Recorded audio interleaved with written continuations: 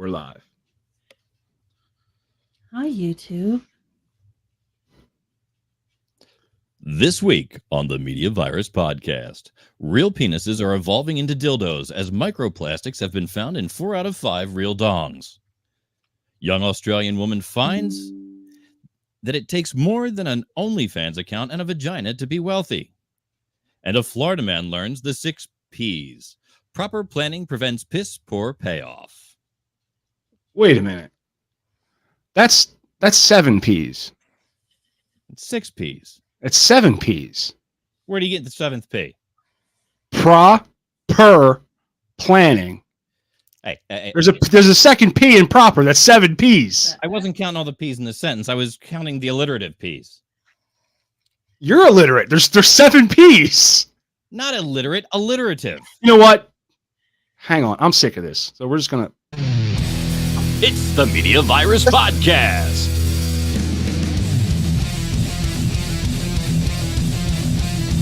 Let's point and laugh at the world burning around us with executive producer Mike Latoris. We're going to start over. BBC correspondent Stanley McFadden. Makes me tingly in an unfamiliar way. Grease Monkey Pete. Damn, Big Daddy. Here's the thing about the Media Virus Podcast. It's really well done. And now, spreading the sage nihilism of an aged Gen Xer, your host and mine, the star of our show, the incomparable Matty Rockdef. Hot damn, do we have a show for you people this week? I am Matty Rockdef, the mattiest of all Rockdefs, and proof positive that anyone can have a podcast. Speaking of, welcome to the Media Virus Podcast. Please like, subscribe, follow, and share. My wife is making fun of me. She's literally making fun of me as I'm trying to do my monologue. I'm also doing it. I'm just miming it. She's openly mocking me. Please like, subscribe, follow, and share. You can always give us a call here at 646 Virus01. That is 646 Virus01. You will make it on the show. I want to thank all the new subscribers, whether you are checking us out on Facebook, Spotify, YouTube, Apple Podcasts, Google Podcasts, however you're checking us out. If you're checking us out on MediaVirus.com, thank you. Thank you very much. Riki's joining us again today, obviously, because she's openly mocking me. My favorite is when, you go through all my accolades, the incomparable, and she just makes this face like. What I'm saying in my head is schmatty schmock schmaff. So I do that. I do that face of those words. That's yeah. So I've been having a terrible week. Really? I don't want to. Yeah, I don't.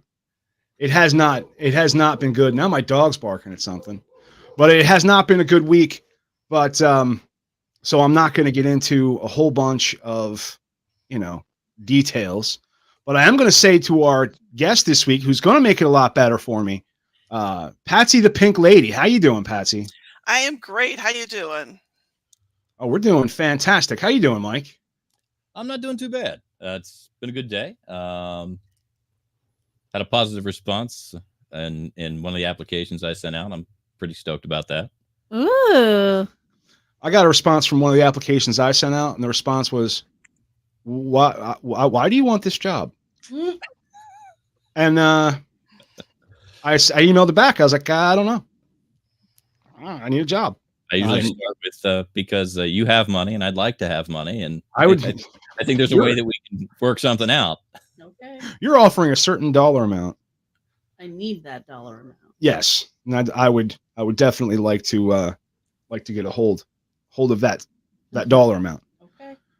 But ooh, we have a commenter. Oh, we have comments? Yeah, someone named Chaos for him said a wave emoji. Hi, Patsy. Hey, Wow, Chaos. Patsy. All right. So chaos for him. I knew some young ladies that were chaos. Oh, and Lori. Someone named Lori said, "Hey, girl." Oh wow, Hey, we're up in the chat. Yeah. So, but we got some news stories to get into. Mike's going to get us started. We're going to start off with the Weiner story. Microplastics found in human penises for the first time. In a concerning discovery, scientists have found microplastics in human penises for the first time. The study, published by the journal IJIR, your Sexual Medicine Journal, analyzed tissue samples from men with erectile dysfunction. 4 out of 5 samples contained microplastics, tiny plastic fragments smaller than 5 millimeters. 5 millimeters is pretty big. Just saying. Well, now apparently when you go to a heart doctor and your aorta is only aneurysmed for 4 millimeters. Yeah, they want you to wait till somewhere between 8 and 12. Yeah, so it's not that big a deal. Right. I learned that last week. But when you have foreign bodies in sensitive areas, anyway. Now I had heard that there was. They tried to do a study on how microplastics affected the human body, but they were like unable to find a control group. They were unable to find people without microplastics in their bodies. So I mean, it would just make sense that it's eventually going to make its way into. Well, yeah. So how did this happen? How did microplastics get into a penis? Well, and why specifically a penis? They're increasingly present in our bodies, raising concerns about potential health effects. The study leader says more research is needed to see if microplastics contribute to erectile dysfunction, but the findings highlight the widespread presence of plastics in humans. Experts recommend reducing plastic use by opting for stainless steel and glass containers whenever possible. They also advise against microwaving food or drinks in plastic and avoid dishwashing plastic items due to the potential chemical leaching. This is a developing story, so stay tuned for updates. I'm sure we'll talk about penis plastic again. Did they say anything about chewing on like Bic pens and stuff? Is that still cool? Probably not a good idea.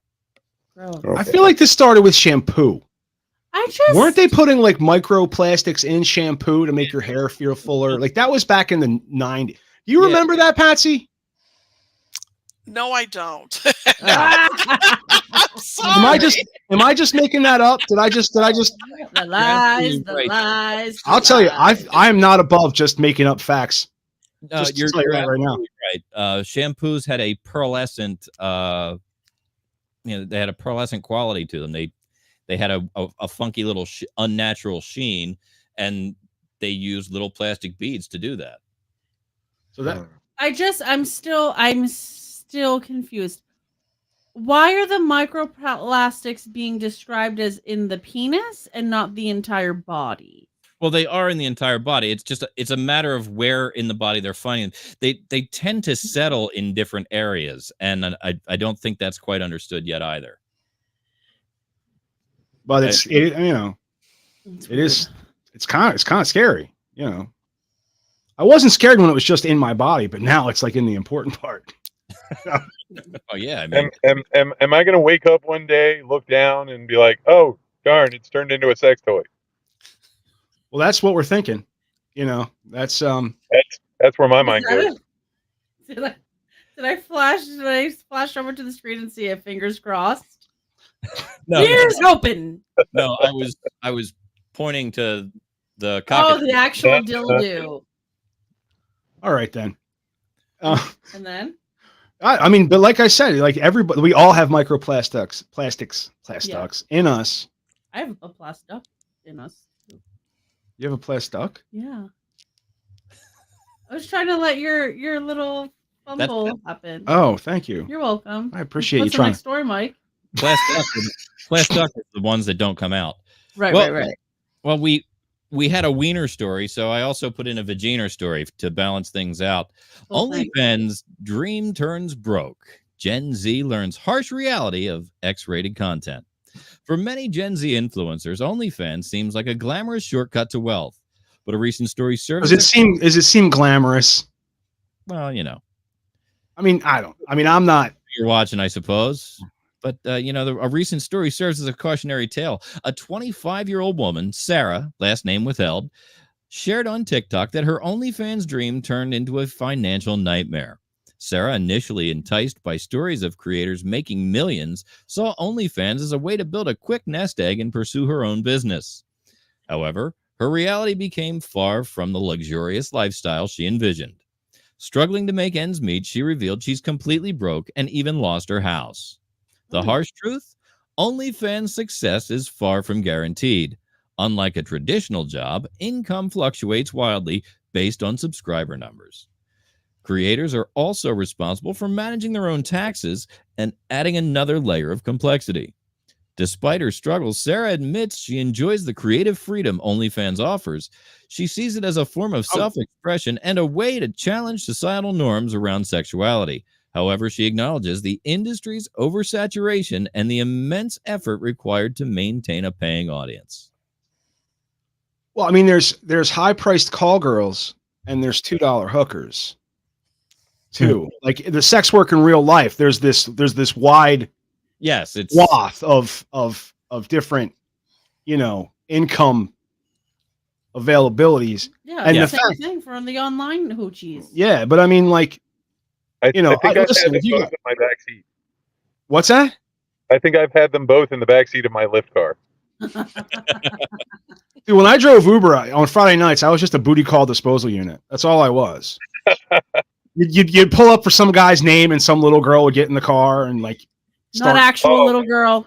Not actual. You're right. I'm 6'3" and 300 pounds. So women tend to be smaller than you. Yes, that's what I meant. If there were children, I would have contacted the authorities. The word is young ladies. I understand. Yeah. But it's also like I'm also old, and it's hard for me to decipher whether or not they're, to me they look like little girls. Yeah, So I just feel like people like to complain about not making money as an influencer. It's like there's no guarantee. Like you gotta be popular, right? Like who the fuck told you? Like if you're only looking at millionaires, that's like me fucking like looking at, I don't know, a plumber who's really successful and being like, I want to be that person. Right. I mean, there's now I have. Yeah, totally. Like any job. I have heard that Gen Z is going to be the tool belt generation. That Gen Z is like looking things up and learning how to fix things on their own. Oh, we love that. Yeah. They're going to have to be. They're going to have to be because, the millennials are. What? There's a gap between us and Gen Z where nobody thought to tell these people that we were going to need guys with tools to do stuff, and they all went to college with soft hands and don't know how to do anything. Now you've thoroughly pissed Erica off. You being the exception. There's an exception to every rule. There's I mean, there's I see. I for the longest time I thought Matt, my son, was a millennial. Oh, but he's actually. He's a cusp like you. He's Gen Z. Like 96 is the beginning of Gen Z. He was born January of 96. Yeah. So he's a cusp like I am, but he's very tool oriented. So there's a thing with how your parents grew up. Yep. So I feel like Matt grew up with old parents that had old values. So he had to have those. And in the, the village, Matt Jr.'s village, were all old people. I would just like to say like father, like son. You know what I mean? He has tool-like qualities. You have tool-like qualities. Fuck you, man. I didn't get it, Chris. It took me a minute to follow. I thought it was giving me a compliment for a second. Too, and I was like, and I'm like, wow, this is the nicest thing Pete's ever said to me. And there's no reason for Pete to say anything nice to me. But there it is. But I mean, the point is that there's no guarantee for any kind of influencer. And I don't know what she did, but if you go straight to, throwing your feet behind your head, showing the world everything. Mm-hmm. You know, that gets older. You got to tease guys. You know, you start out with a little bit. You know what I mean? Yeah, why don't you go tell her how to do it?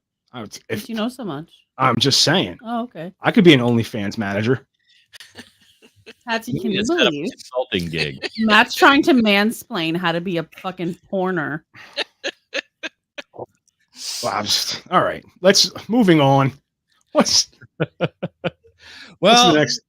It wouldn't be a complete set of news stories if we didn't jump into a Florida man news story. That's According to Yahoo News, a man in Florida attempted to rob a bank but failed. The man, Colin Van Hohenstein, Van Hohenstein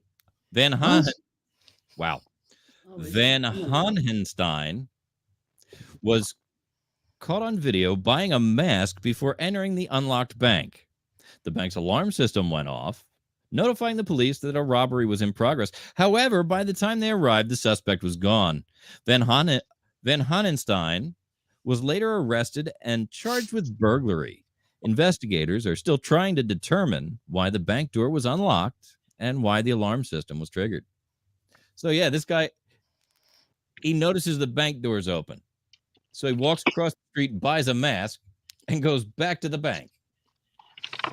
That's pure genius. Well, it's Florida genius because he was caught on several security cameras along the way.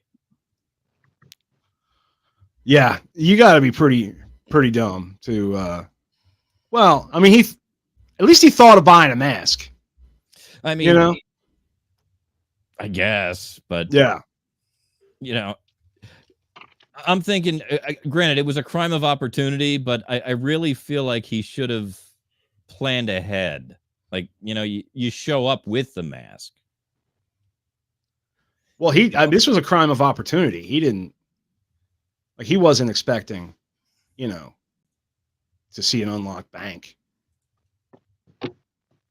Right? I mean, yeah. Did he get any money or what? I think the original content said that the drawers were empty. Like he walked through and checked them all, but stupid ass. See, when they close the bank, they usually don't leave any money around. They close the whole place up. Right. Yeah. Well, poor guy. Waste of a crime. Right. Better luck next time, fella.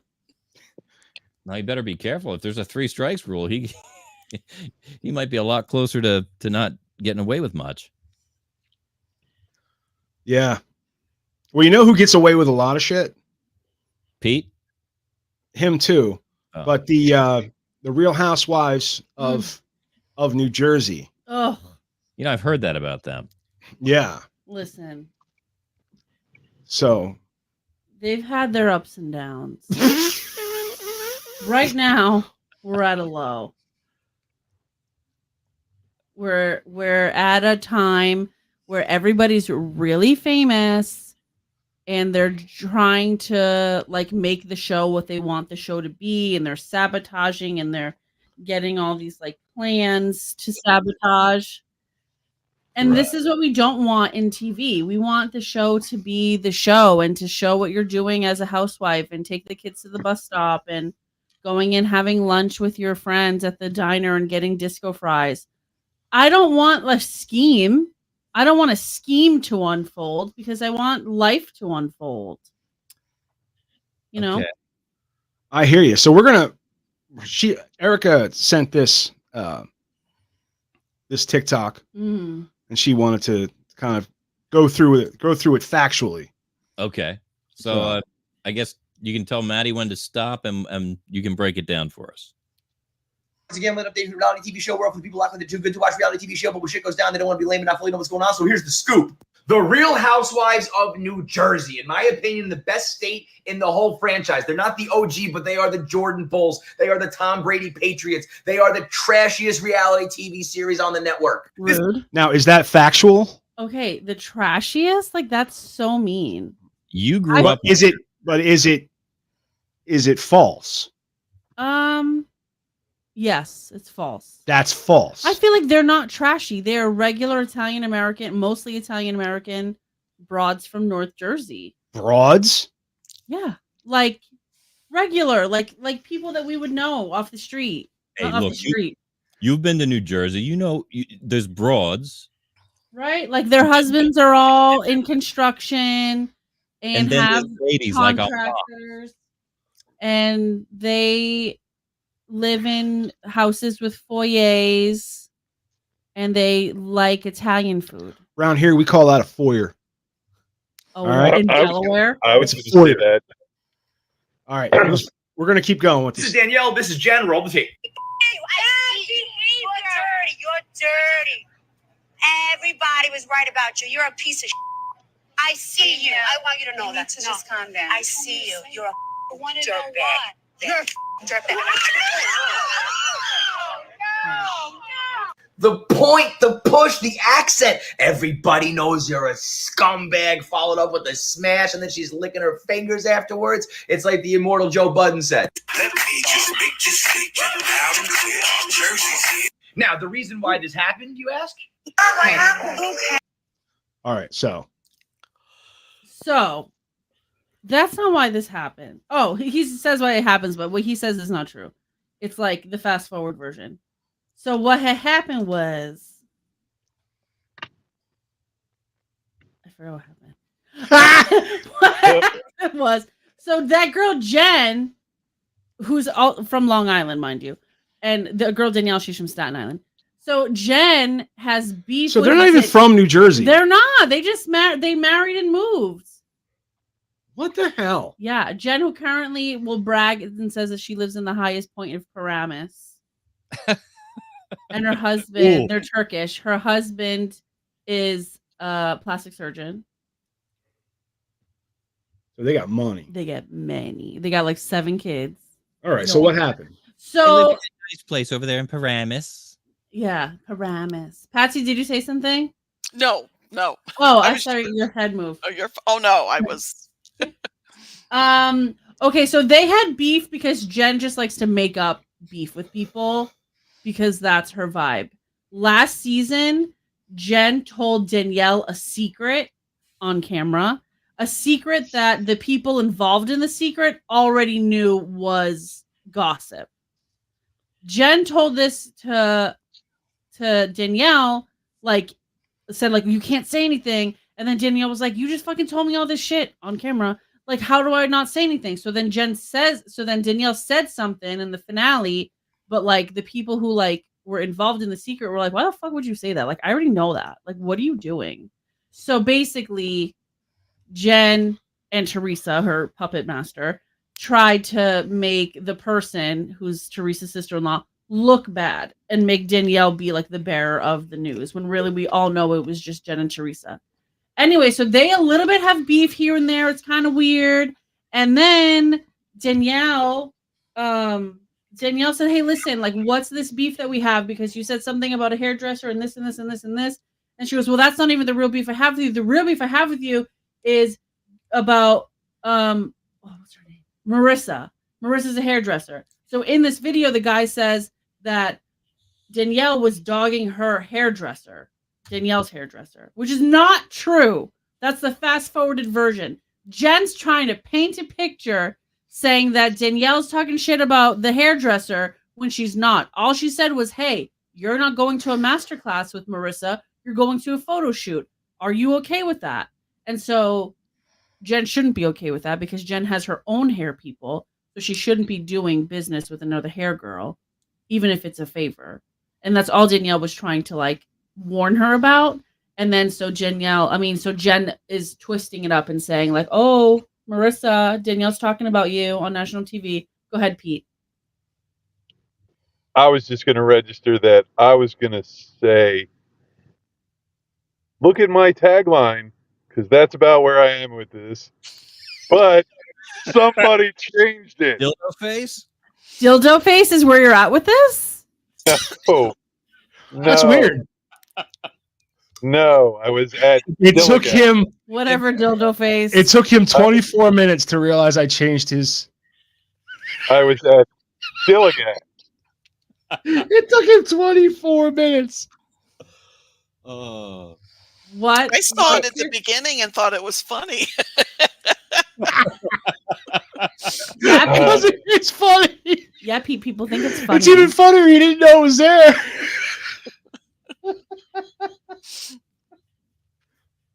Sorry. So to wrap up these housewives. Remember, I still know where you live. Are we gonna take more pictures of my car, Pete? Come on. Yep, I'm going to take more pictures My of car, nail polish remover on the hood of your car. That's Erica's car. Yeah. Well, Go ahead, she's on your break side. your fingers. I'll get real Staten Island real quick, okay? You're dirty.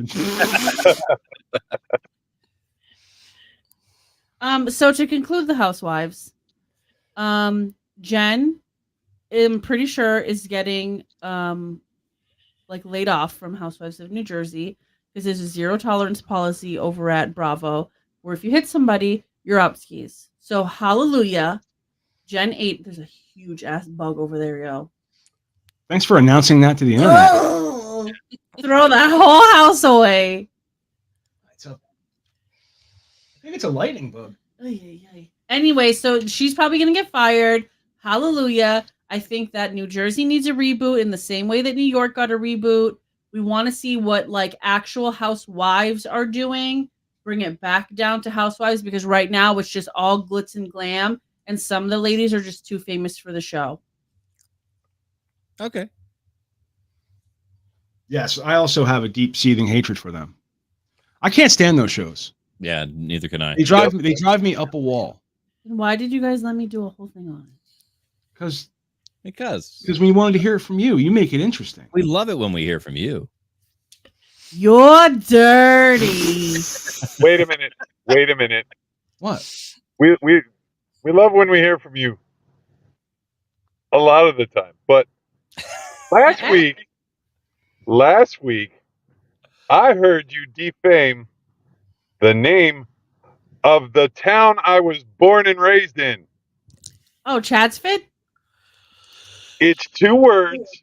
Chad's It's Ford? always been 2 words. Chad's Ford.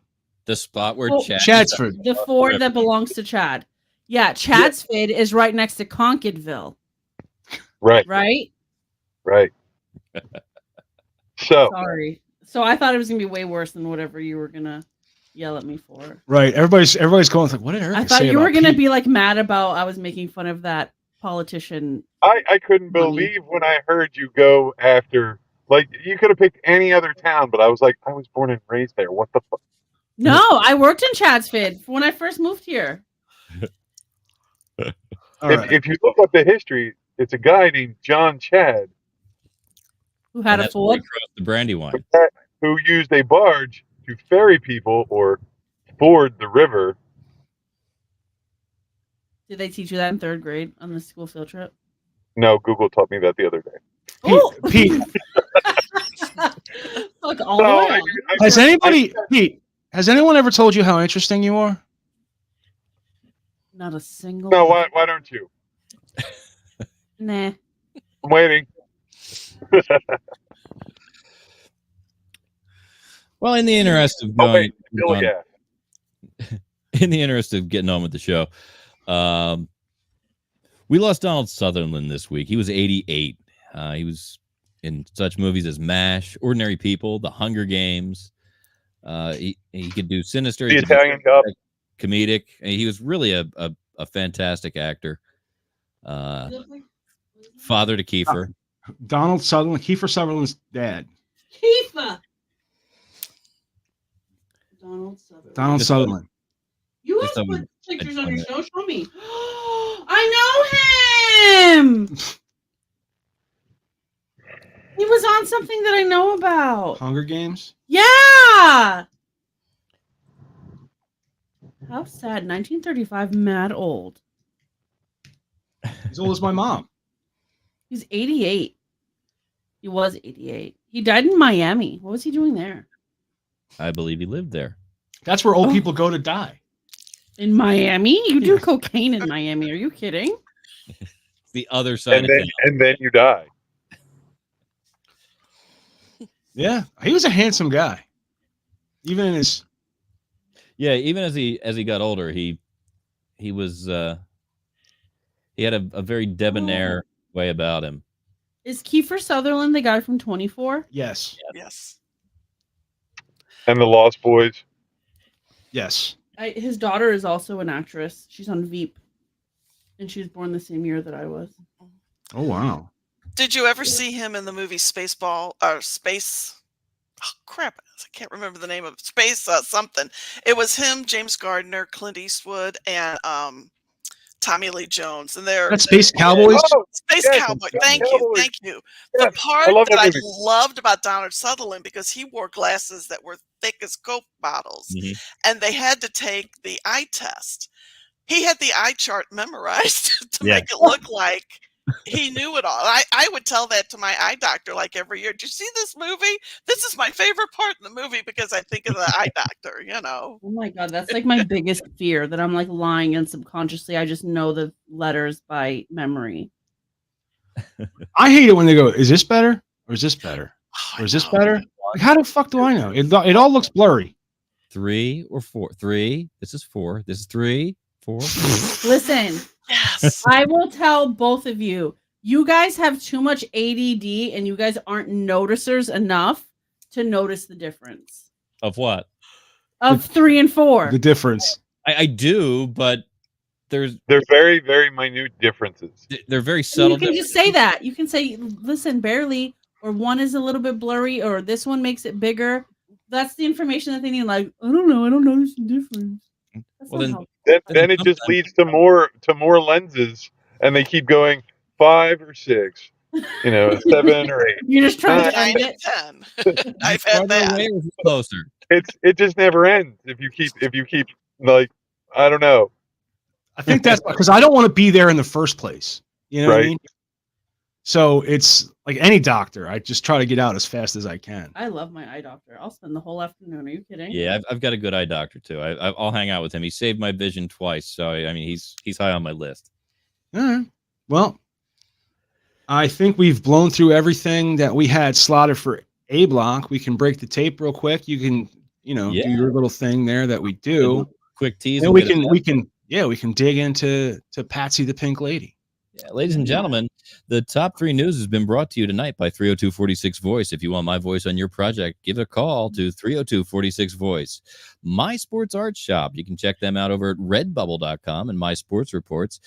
All manner of neat sports-related and holiday-related art that you can have demand printed on all kinds of stuff and give as gifts. It's really a neat setup over there. And, our sister podcast on the network, Stepmoms Without Children, hosted by Riki Rockdef. Riki, it's always a pleasure to have you here. But I understand that season 2 is coming, right? Oh yeah, first episode was recorded. Nice. It's coming the week after the 13th. I think it's the 20th of July, maybe. Okay. So we have a date, folks. It's going to be the 3rd week in July. We're gonna get back into the groove of having Stepmoms Without Children. Really a good listen. It's a fun show. Go catch up on the first season. It's still out there on Spotify.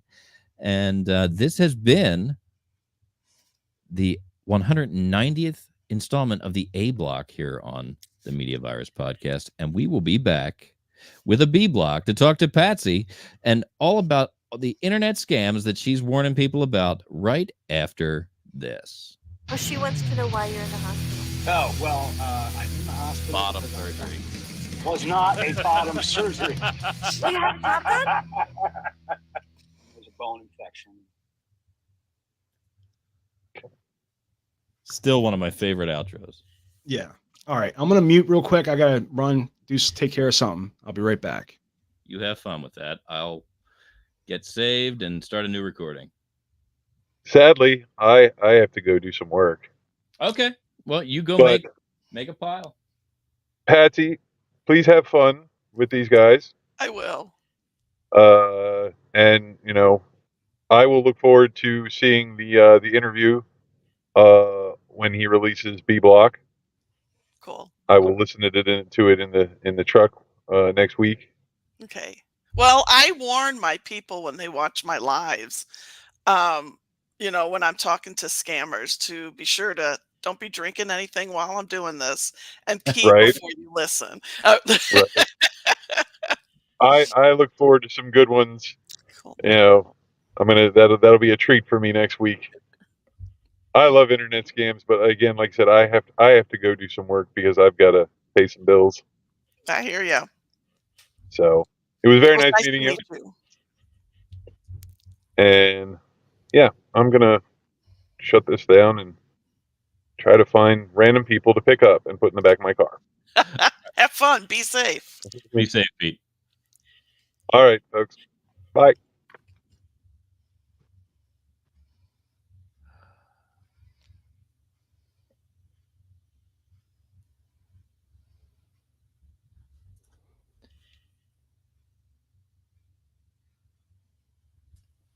All right. 35 minutes. That's not bad.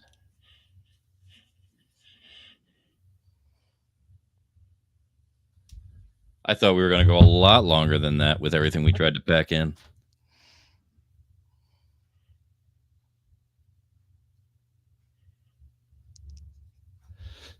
So you probably heard me mention up there at the top that I've been looking for work, and there are a lot of scams with that out there right now as well. Yeah. Yeah. Apparently, there's a whole group of people that are out there trying to make the world think that it's perfectly natural for the HR department to want to contact you by WhatsApp. Oh my God. I know. Well, I get messages like people who are saying that, well, I'm from the FBI in Gmail. And I'm Yeah. like, no, I actually have the FBI's email address. That just doesn't, that just doesn't work for me. I've played with scammers from time to time, and I'll get into a little bit more in the show. But Sure. I was recuperating from eye surgery, and I had a guy calling, and I'm trying to remember what his angle was. I think it was computer repair, telling me there was something wrong with my computer. But I'd get him all tripped up on the fact that I didn't know who he was, and he was calling my house. And finally, he'd get irritated and hang up. Well, I had the number, and I've got a string of Google Voice numbers. Mhm. So I started calling him from him, and I Yeah. called. It got really bad to the point. He's like, "Stop calling me! Why are you calling me?" And it became it got to a point where I realized it was a teenage kid in India somewhere, and he put his dad on the phone. It was great, and I just freaked out on the old man. I kept calling the kid and calling the kid. He just got so frustrated. I heard him holler something, and his dad picks up the phone. That one was a lot of fun. And I was telling my buddy the other night, I used to have tape from years ago when they would call about your Windows computer called back into Windows to let us know that there's something wrong with it. I need you to go and do, they'd tell you a couple of keystrokes and read them off some information. And well, what you were doing was you were giving them the key to get into it with remote access. Yeah. And well, I was doing IT at the time, so I knew exactly what they were asking for. I'd give them a random string of numbers that were nonsense and just play the part. So one night while I was cooking dinner, I popped a headset on and continued cooking dinner, and I knew the random strings of numbers to give them.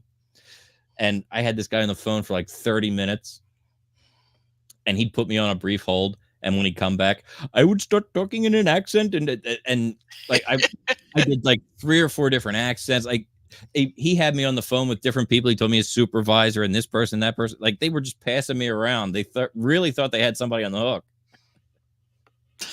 Oh yeah.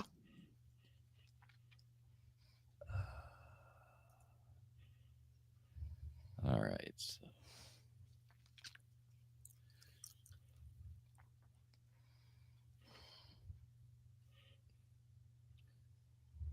So you got onto the you know,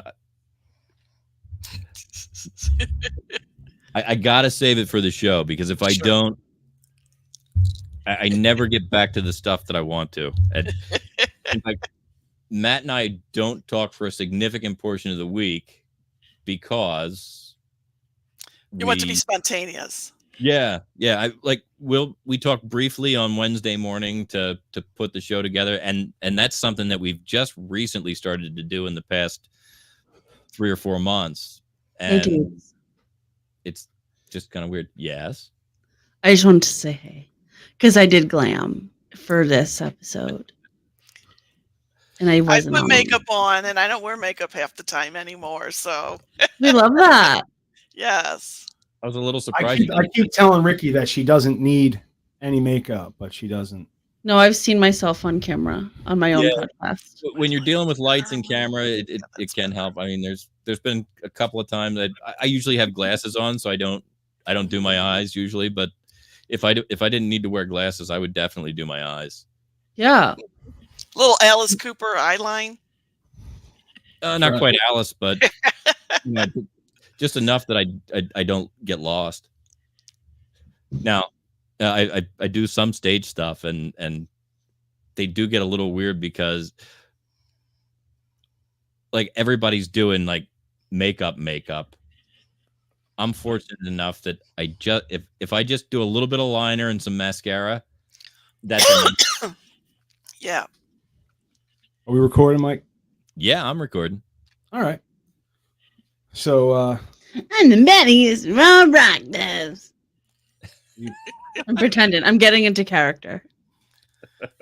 Proof positive that anyone can have a smash. My wife does like to mock me mercilessly. Smash. All right, so we're here in the B block. We're here with Patsy, the Pink Lady. How's your day been, Patsy? It's been good. I work 40 hours a week, but I only go in the office 3 days a week. And when I have to go in the office, I'm like, ugh. Like everybody. What During a life. COVID, worked from home a lot. Now we're, So tell us about your show. Tell us about like the premise. What got you started in you doing this type of Yeah, well, it started in 2016. I had saw something about online dating. Not interested. Happily divorced. I have an adult daughter now, so it's like I'm not interested, but I'm nosy about stuff and I'll look into it. And so I signed up with Match.com just for shits and grins, and a guy contacted me like within 5 minutes after my profile went live, and he said his name was Tim and he was on a peacekeeping mission somewhere, which is something I would hear a lot over and over and over. And he was in the Army, good looking guy, but the conversation to me was just weird because it was like he was like sharing everything all at once. How he plans to retire in 3 months, and wherever he meets, his love, he'll move there. And my first thoughts were, I don't want you moving here. You'll smother me. I need my space, and then there was a lot of sweet talk. And I was just like, you don't know me, but, we exchanged a couple of emails. And then like a day or two later, I showed the girl that I work with, look at this guy. And she goes, is he in the Army? And I go, yeah. She goes, well, he's a scammer. And I go, well, what are you talking about? So she explains all the scamming stuff to me. I knew nothing about it. And then I got home that night, Googled his picture, and boom, it said scammer. So I sent him an email, said, don't contact me again. You're a scammer. I know all about you. And then I blocked him. But it became a regular thing because I went to Our Time, and then the big one, Plenty of Fish, which I like to call Plenty of Fakes. And I would just run into them, and I would tell my hairdresser these stories. I said, I think I need to start a blog about this. So I started a blog, and I would put in the screenshots of the conversations. I play a role. I play Suzanne Sugarbaker. I'm not me in it. In the beginning, from Designing Women? Yes, of course. Love that show, and I loved Suzanne. And nobody picked up that you were Diane Sugarbaker from Designing Women. No. Did you talk about your sister? Did you complain about the office? I don't talk about family, but I mean, I live. Well, that's the thing. They want to know that you live alone so that you're not talking to anybody. And I mean, it's a whole little spiel, I mean, that I go through with them. But anyway, so I did that for, a while. And then finally in 2021, I started a podcast. And then when I moved into my current residence 3 years ago, the cable repair guy, he saw the magnets on my car that advertised my stuff. And he's like, well, you need to get on TikTok. And I'm like, TikTok? Oh, I don't know. Well, I can't get off it now. So I started it, and it took a while to build up. I would do little tiny videos here and there. Around the holidays, I have scammer poems that I wrote with a friend. And then it was in February of last year, I was watching videos, and this one gal was showing screenshots of scammer messaging. And the first thing I thought was, God, this girl's got a great voice. She should be a DJ or And so that gave me the idea, because in 2020, I started actually talking to these guys through Instagram or my text now number. I have 2 numbers. And then I started recording these conversations because, nobody's going to believe any of this. So I would post it on my YouTube channel, and then I would put a link in my blog saying, hey, go check out the new boyfriend conversations. I am extremely weird, goofy, and crazy on them. I say the most bizarre stuff. And the one thing I got to say at the beginning of this show, when you were talking about penises and stuff, I get junk pictures like crazy from some of these guys. The worst. I don't think they're necessarily the real guy. I think they're finding them on the internet. Although the one I got a couple weeks ago, I'm sure it was the guys, So, but anyway, This is mom. Oh yeah. So I started uploading those audio conversations on TikTok, and with the proper hashtagging, I went from 1,500 followers, and I have 30,000 now. And Love that. I'm going to say a lot of those are probably scammers, because when I first joined, I recognized some of these pictures. Ones that are used quite often we refer to as frequent flyers. And I mean, these, it's like, I'm not following you back. Pooh, I was just about to ask you, how many times have you seen the same picture? Oh my gosh. There's about 10 guys whose pictures get used all the time. Now, recently I haven't seen some of them, but I will get emails from my followers, and they'll say, hey, do you recognize this guy? I'm like, oh yeah, I recognize him. I try to keep a lot of the pictures. I haven't been as good lately. I would hate to be the poor son of a bitch in the picture. Yeah. Right. Well, and that's the thing. Yeah, these pictures are stolen, Yeah, he's like a victim. His reputation is getting thrashed. Yes. That sucks. It is. It is. And so I mean, doing TikTok, I've met so many wonderful friends, and I'm able to reach so many more people. I was doing lives twice a week, and then this year in January, I needed to shake things up and do something or add some stuff. So I do a Wednesday night guest. On I don't TikTok have one Live. tonight, but I mean, I haven't had one in a couple weeks. But I had this one guy named Gypsy. He's in the army, and his pictures get used a lot. And then I had these other 2 creators separately. There's a good story that happened this past weekend with us. There's Chad Huber, who has Catfishing the Catfish. And he shows these conversations. He does great videos. There's Jersey John. And then I had Kathy from Advocating for You, which is a wonderful organization that educates about scammers. Her and her partner, who was in the military, retired. His picture's been used. And so they just started this organization. They've been to Washington, D.C. They do a lot of stuff. And then I've had a few other creators that I found on TikTok who I thought were fascinating, and I had them on. But when you say had them on, do you mean on TikTok Live or on your podcast? Yeah, a TikTok Live. Yeah, what I do on my TikToks is every night. Since beginning of May, I do TikTok Lives every night now, and it's called Pink Lady After Dark Chats with the Boyfriends. And basically, it's me talking live, and I bring some people in the TikTok box, and I'm talking to scammers. All my scammers are from Instagram. I have my account for Patsy the Pink Lady, and then I have Suzanne Sugarbaker account. She actually has 2 accounts because one of mine got taken away from me in April. Well, I think I said fuck too many times, and Instagram took it. But I try to get the guys, which I tell everyone, don't do this. When they tell you they want to take you to off the main social media platform to like WhatsApp, Google Chat, Telegram, Zanji. Now Zanji is the one I use because I can say more on there and get away with it and not get in trouble. But on my TikTok lives, I got to watch it because I get in trouble when I'm in TikTok live jail now till Friday. So, because I think it was this guy I was talking to. I wasn't really saying the F word, but this guy was cussing me out, and I didn't pull my phone away or turn the volume down in time. And I got knocked out. But I have another TikTok account for Suzanne Sugarbaker, and so I just use that account when that happens. Right. But I mean, it gets interactive because there's this one guy on there who's now, do you use pictures of Delta Burke? Oh no, it's me in a blonde wig. You'll have to look at my stuff. Yeah, I wear a blonde wig when I talk to them. Here's my wig.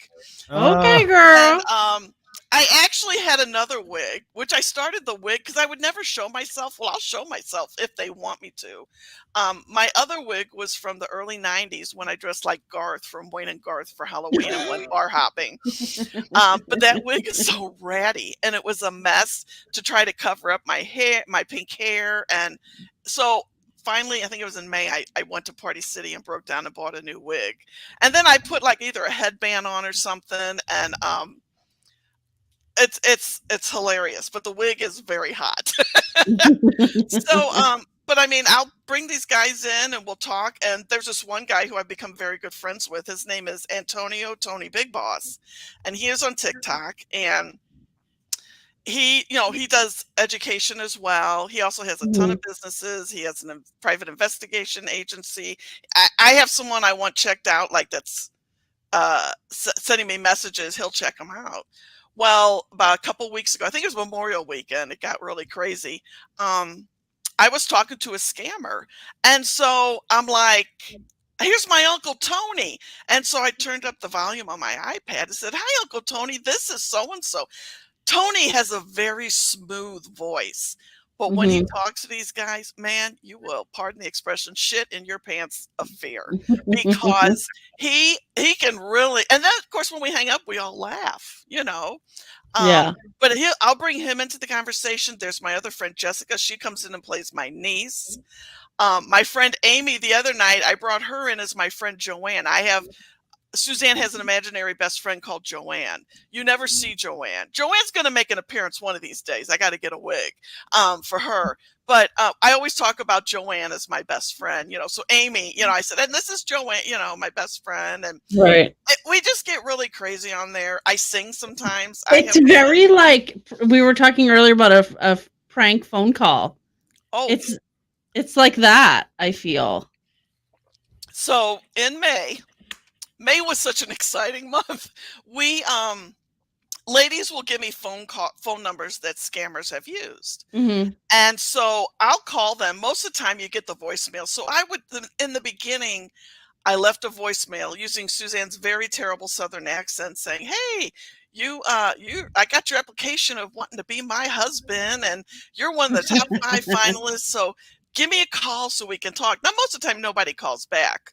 But that one night, I actually talked to 2 guys who were American, and, they ended up following me on TikTok. I said, well, you're American, aren't you? Well, yeah, I'm in Florida. And I'm like, and the other guy, I don't remember where he was. I have those videos on there because every night I download my TikTok and I edit and pull out just the conversations that I have. And when I have the special guests, I pull those out because not everybody can come to the TikTok live. So again, Memorial Weekend, I started doing the phone calls again. Excuse me. And I had my group in the box. There's about 4 of them. And so what I did was when we called the number and I got voicemail, I would start singing very badly Soft Kitty from Big Bang Theory. And then at the end, they would all go, meow. Well, 2 of these numbers were businesses. So we left the message. And Tony was like, can you imagine coming into work on Tuesday? Everybody gathered around the phone to hear this. And I'm laughing. And when I talk to the boyfriends, as I refer to them, I keep in character very well. But when we were doing these phone calls, and I had that videos out there, I couldn't hold it together. I was completely gone. And I'm trying to do this, and but the way I do it is, you see how quickly on the phone conversations these guys fall in love with you. My friend, I started also streaming on YouTube last month. So I do TikTok and YouTube at the same time, which is where I met Chaos. And Chaos is the one who keeps count of like how quick, when I'm talking to a guy, he asks for a gift card. And the one night she goes 30 seconds in the conversation. This guy asked for a gift card. 30 seconds. 30 seconds. Yeah. Wow. Usually it's a couple minutes, but no warm up. No, he didn't want a finger bang. He wanted to get right down to. Yeah. At least the other ones I can get sweet talk, maybe a song, and most of the time I play along. Sometimes when it gets to the very end, I call them out.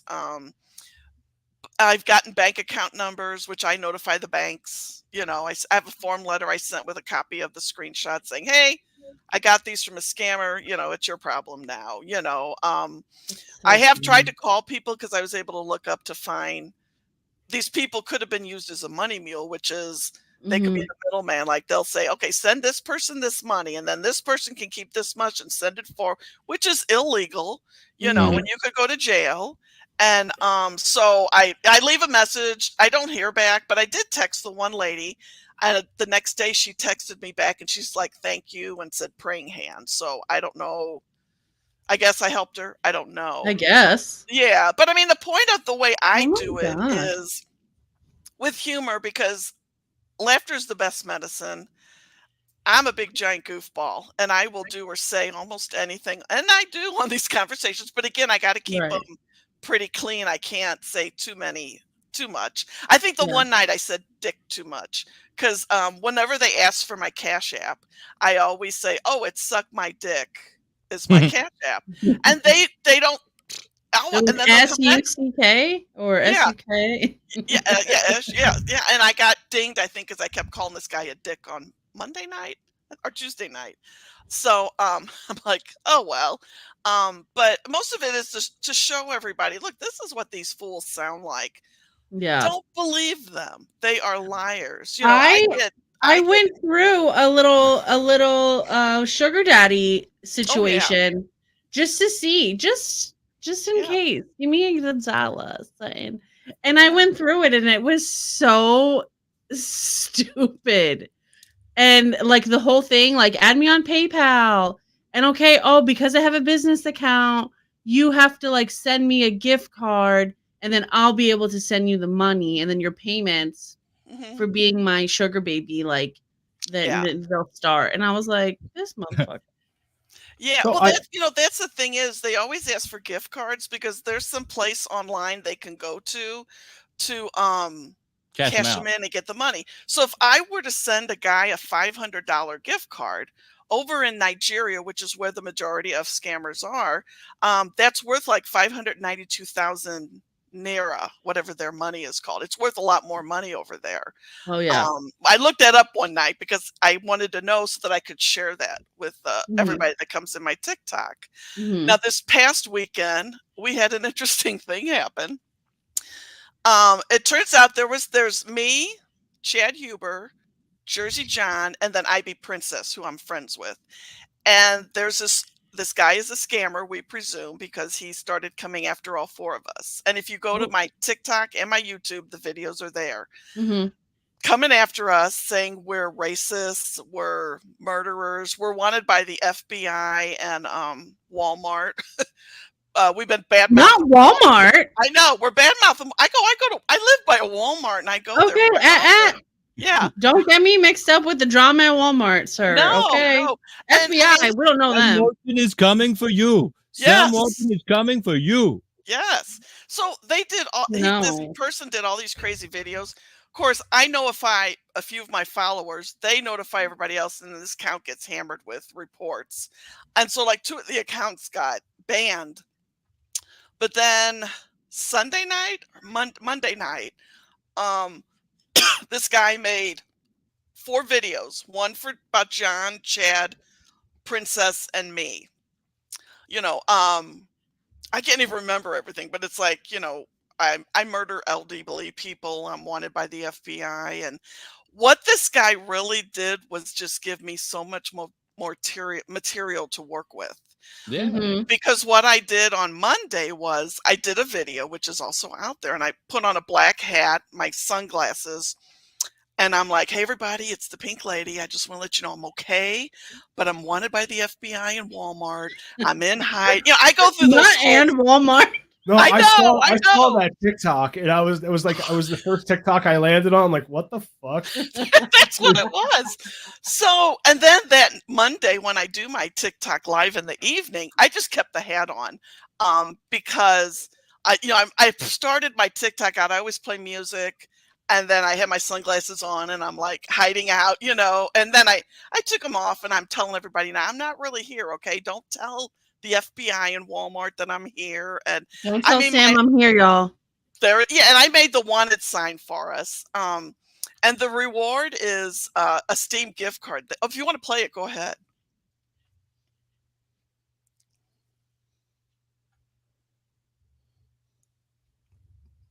I did want to play it. Hey, it's me. It's the Pink Lady. I'm in hiding, you know, because the FBI and Walmart are after me. But I have a call in to Shane Donovan, director of the ISA, and he's supposed to return my call. But right now I'm on the lam because I don't want to get caught. Okay, so I'm fine. Everything's good. And I'll be back. I'm hoping Shane Donovan calls me real soon. Okay, I gotta go. Bye. And if you watch Days of Our Lives, Shane Donovan used to be on Days of Our Lives, and he runs the super secret ISA agency. So I use that all the time that I work for the ISA. I'm dead. I was wondering. I was like, did you have to like Google? Like, is it on LinkedIn? This ISA, and who's the director of it? Yeah, no, Days of Our Lives. I was watching that TikTok, and I'm like, she's on the lam, but it's the same background in every TikTok. What the fuck is going on? But I have a question, because, you know, the more I try to get out there on the only reason I'm on social media is to promote my show. Mm-hmm. That's it. And so I start these new, pages on different, and I get like friend requests from these young, thin women. Yeah. Oh, like the porn bots. Yeah. And they open like a volley, like with like just a wave or a high, but they always want to get you off of the messenger service of that. And get you on to somewhere else. Right. What is the reason for that? Why can't you scan me? When they move you, it's like encrypted and you're kind of in the abyss. Yeah. Like with Zanji, and I think Telegram is the same way. I don't use Telegram as much. Like when I block a guy and then I clear the conversation, I can clear it for both of us. So that when he goes back, the conversation's gone. Yeah. And then with the dick pics I talked about earlier, I'll video chat with some of these guys on Instagram. And like recently I've had 2 guys who were from, I think, Middle East.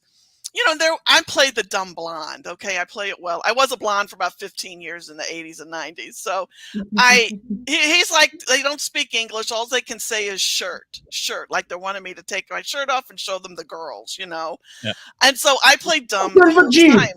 So yeah, so this one guy is dropping his drawers, pleasuring himself. So I take a screenshot on my phone because I'm like, if you're going to send that to me, everybody's going to, not on social media. Well, I have a private Discord page where every time some guy sends me a junk shot, I put it there, and you have to join it and get, and all that. But right. So this way I don't have to email it to all my followers. Hey, you want to see the junk? So I'll be talking to a guy. He'll get on my nerves and I'm just sick of him. And I just like will turn the volume up. I'll hang up and I'll say, okay, what do I do? And my friend Suzanne from Australia goes, send him the junk picture. So it's got me as Suzanne on the bottom and this guy on top touching himself. And I send that. And then they're like, what's this? I go, well, look, honey, if you don't know what it is, I ain't going to explain it to you, But I, we talk about this. It's like, this guy has no idea how much mileage I have got on that picture since I got it a couple of weeks ago, Right. Making him famous. Yeah. Well, you can't see his face. Yeah. Moral of the story, girls, even if they like you, they don't want to see a picture of your dick. Yeah. We're just gonna send it to our friends. And to the ladies, don't send naked pictures of yourself to these guys because they'll blackmail you. 100%. They'll say, I'm going to put this out on the porn sites. And, That's how I got Riki to marry me. I was like, that's not true. You're gonna marry me, or I'm gonna publish these pictures on the internet. That didn't happen. Yeah, because I was all right. So in one of the occasions like this, right. I engaged. Because I'm trying to promote my show, and I just keep mentioning my podcast and to this person, and she's like, "Hey, do you have a WhatsApp?" Or there was another one that she mentioned, and I don't remember what it was. Like, do you want to take it over there? Mm-hmm. And I'm like, why? We're talking here. And she's like, oh, and I'm like, if I met you in a bar and I wanted to immediately take you to some second location, would you go with me? And she goes, yeah, I mean, life's about fun. And I was like, okay. Don't you want to have fun? Yes. That's exactly. Girl. And I was like, I don't want to talk to you anymore. I fight. Chances are that's actually a guy talking to you. No, I know. 100%. Yeah. I'm aware. Yeah. But the whole time, all of his responses were like, do you listen to podcasts? Do you want to listen to my podcast? Have you heard of my podcast? And she's like, yeah, totally. Great podcast. Oh my God, Want some money? Send me a gift card. And he's like, hold on. This is my podcast. I'm going to send you a link. I have fake gift cards that I send them. I found them you Google them, you can find them. They're empty cards. I send it, and they're like, honey, there's nothing on it. Go back to the store and get another one. And then I get mean and nasty with them.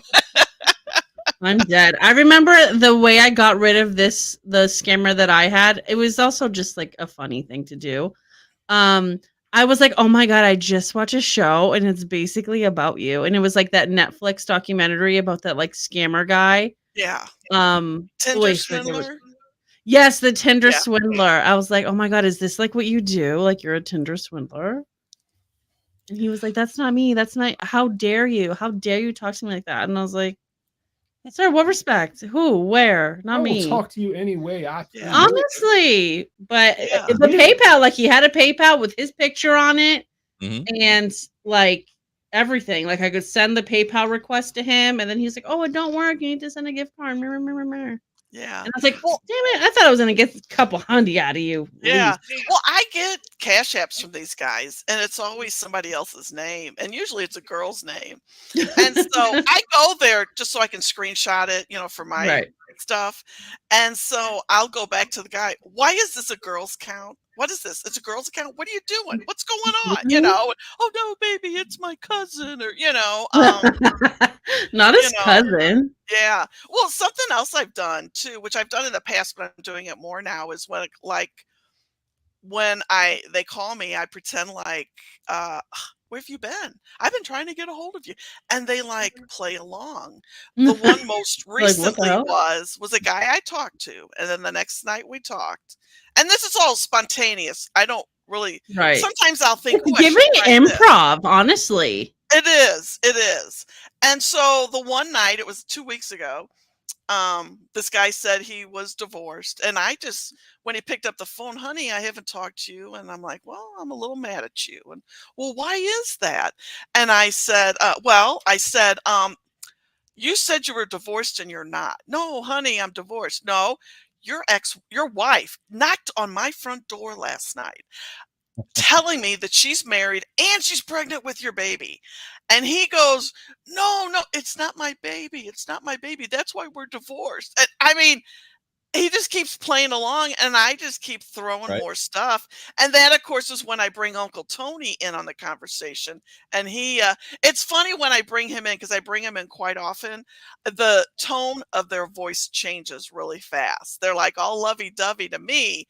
And then when Tony comes along, they get tongue-tied, And it's just, we have a lot of fun. I always promote a safe space on my lives. I won't put up with anything. I got some good moderators, so when we get guys that come in the chat and say stuff, like, oh, hello, will you be my friend? I'm looking for a wife.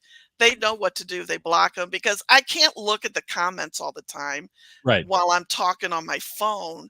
And then I have Sandy and Suzanne, who are my pink lady greeters. So when somebody comes in, they'll say, hey, welcome Joan, welcome Sue, or whoever, because I want everybody to feel comfortable, welcomed. I appreciate everybody that comes in. That's like when all that crazy stuff happened this weekend with the guy making videos about us. I mean, they all just stepped up to the plate and defended all of us, because they follow all of us. And I always encourage people to follow these other people, because they do great stuff, Yeah, I mean, if you've got a team, then you definitely want to take care of your team. A few years back, a number of years back, someone I knew was taken in by a scam quite deeply, and I became interested in it, and I did some looking around, some research. There was a great doc back then that I watched. I can't remember if it was Netflix or Amazon Prime, but it was a doc about the overall industry of internet scamming. And they did a really deep look at what goes on in Nigeria. And that was really interesting to me, because they run it like a business. Yeah, that's a career path in Nigeria. Yes, they have like a call center. Yeah. The way that they do it is somebody will go rent an apartment, and they set up all of the rooms in the apartment with cubicles at just like a boiler room, and they keep a binder on all of their marks, and it's set up so that if Bob doesn't come in today and somebody's really trying to get a hold of him, one of the other guys can go and pull the binder and at least respond in chat, so that, oh, sorry, I can't talk today, but I can text, and it carries right on. They've got a formula. It's really it's a playbook business. Yeah. Yeah. My friend Ivy Princess, who's in with the four of us, she sent me a couple months ago, she got a hold of, like, it's called the Nigerian Scammer Playbook. And I have it out on a Google Drive. I just have to send people the link. I started doing screenshots and putting on TikToks, but I haven't done that in a while. But it's basically, this is what they say and how they sweet talk you. But I got to tell you, the punctuation, the grammar, and the spelling makes me just want to tear my head off, because I can't stand that. But I don't change anything. I leave it as it is, because that's how it is. And, it's like, okay, like step 1, okay, do this. And then step 2, and, and it's has all that stuff in there. And the one night I actually was reading from it to this guy. This guy goes, are you an investigative reporter? You're asking me a lot of questions. And I was honest. I said, well, I have the Nigerian Scammer Playbook in front of me, and I'm just asking you questions. And technically you are, though. Technically you absolutely are an investigative reporter. That's doing good work there. Yeah. I mean, that's, I try to make it fun. And I also, I talk to many followers on the phone. I always say, if you got to talk, I'll talk to you, and some of them have been scammed, and they know they can talk to me because there's no judgment. I always say, this is a no judgment zone. You should not be judged. This happened to you. You know the game now, so you can help somebody else. And then I try to remind them, hey, you're still an awesome person. Take what you've learned. Kind of like a Jedi, take what you've learned and train others,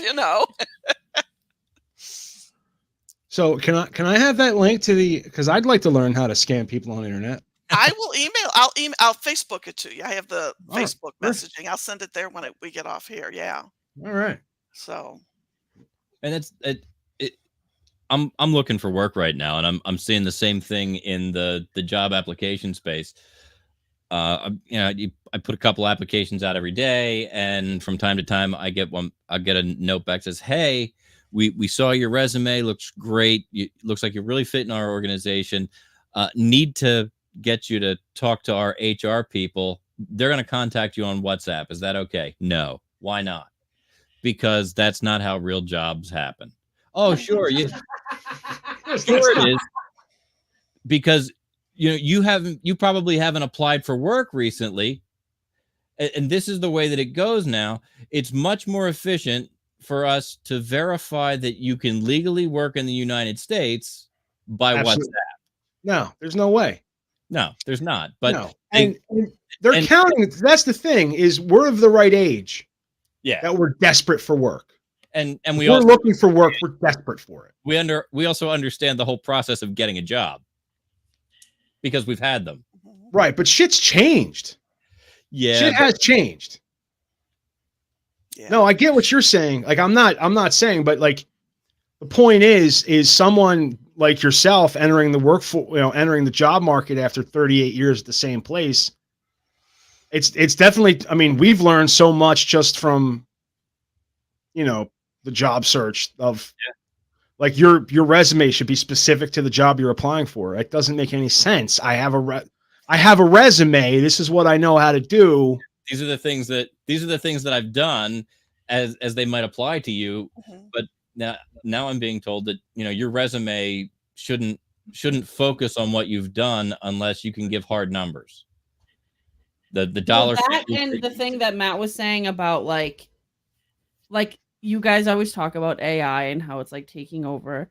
Uh-huh. Like they use AI like scanning programs to like sift through all of the people that apply because they're looking for the keywords. So if you're not using the same words that the job description has, your resume is not even going to get looked at by human eyes. Yeah. Well, speaking of AI, I mean, and I think I have these posted out there on TikTok, if not on my blog, I know on YouTube. I get fake celebrities all the time. My favorite. Oh my God, I saw on your TikTok, Jason Momoa. Yeah. Chris Evans is like my favorite person ever. He's my cougar crush. And so when I get one of those, I love to play with him. But I got a Taylor Kinney from Chicago Fire, Jason Momoa. And the AI, the voice is exactly the same. It doesn't sound like either of them, but the voice is, but you got to look, the eyes, sometimes the eyelids don't blink right. The mouth looks a little weird. Yeah, no, it definitely looks like when Staples came out with that thing where you make an elf dancing and you put someone's face on it. Yeah. It looks like that shit. It looks so fucking, at least the Jason Momoa one that you posted on TikTok was fake as hell. Yes. So I mean, I had one guy, it was a couple months ago, it was on Instagram, and that's when I lost my Instagram account. He was pretending to be Chris Evans, so I was playing fangirl. Unfortunately, the video's not out there, or is it? No, it is out there. I'm sorry.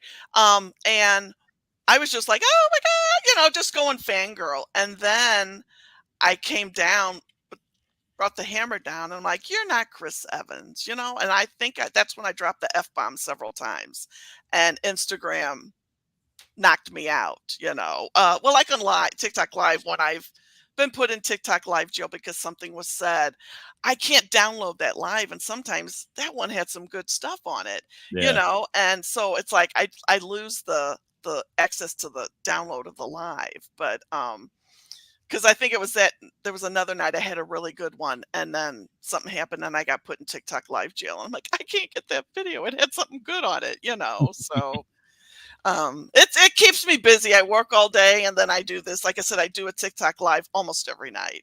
I post my schedule out there so people know, like tonight and tomorrow night I won't be doing a live, but then I'll be back Friday, and I'll have my account back on Friday. So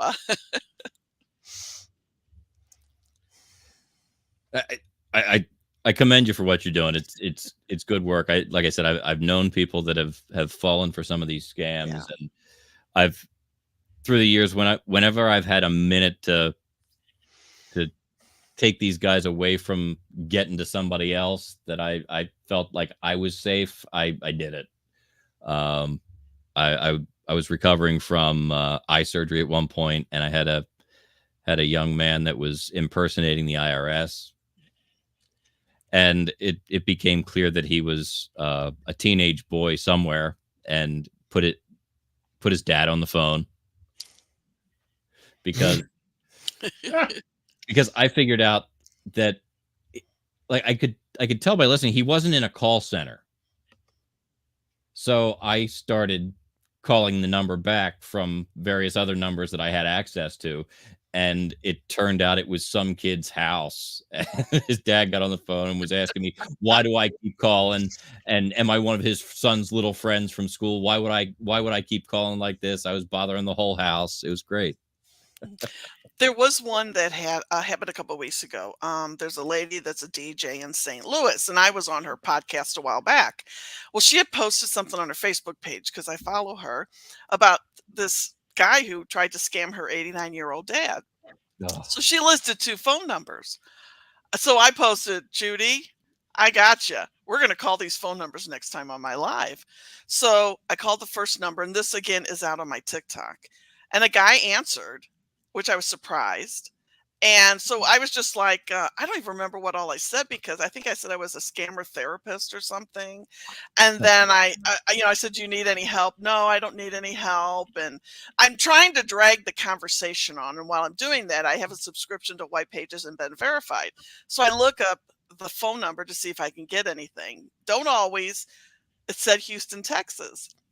So then I said, oh, I go, do you live in Houston, Texas? Well, what made you say that? I go, well, I know. I'm just curious. Where do you live? I said, he goes, Wisconsin. I said, oh, I love cheese.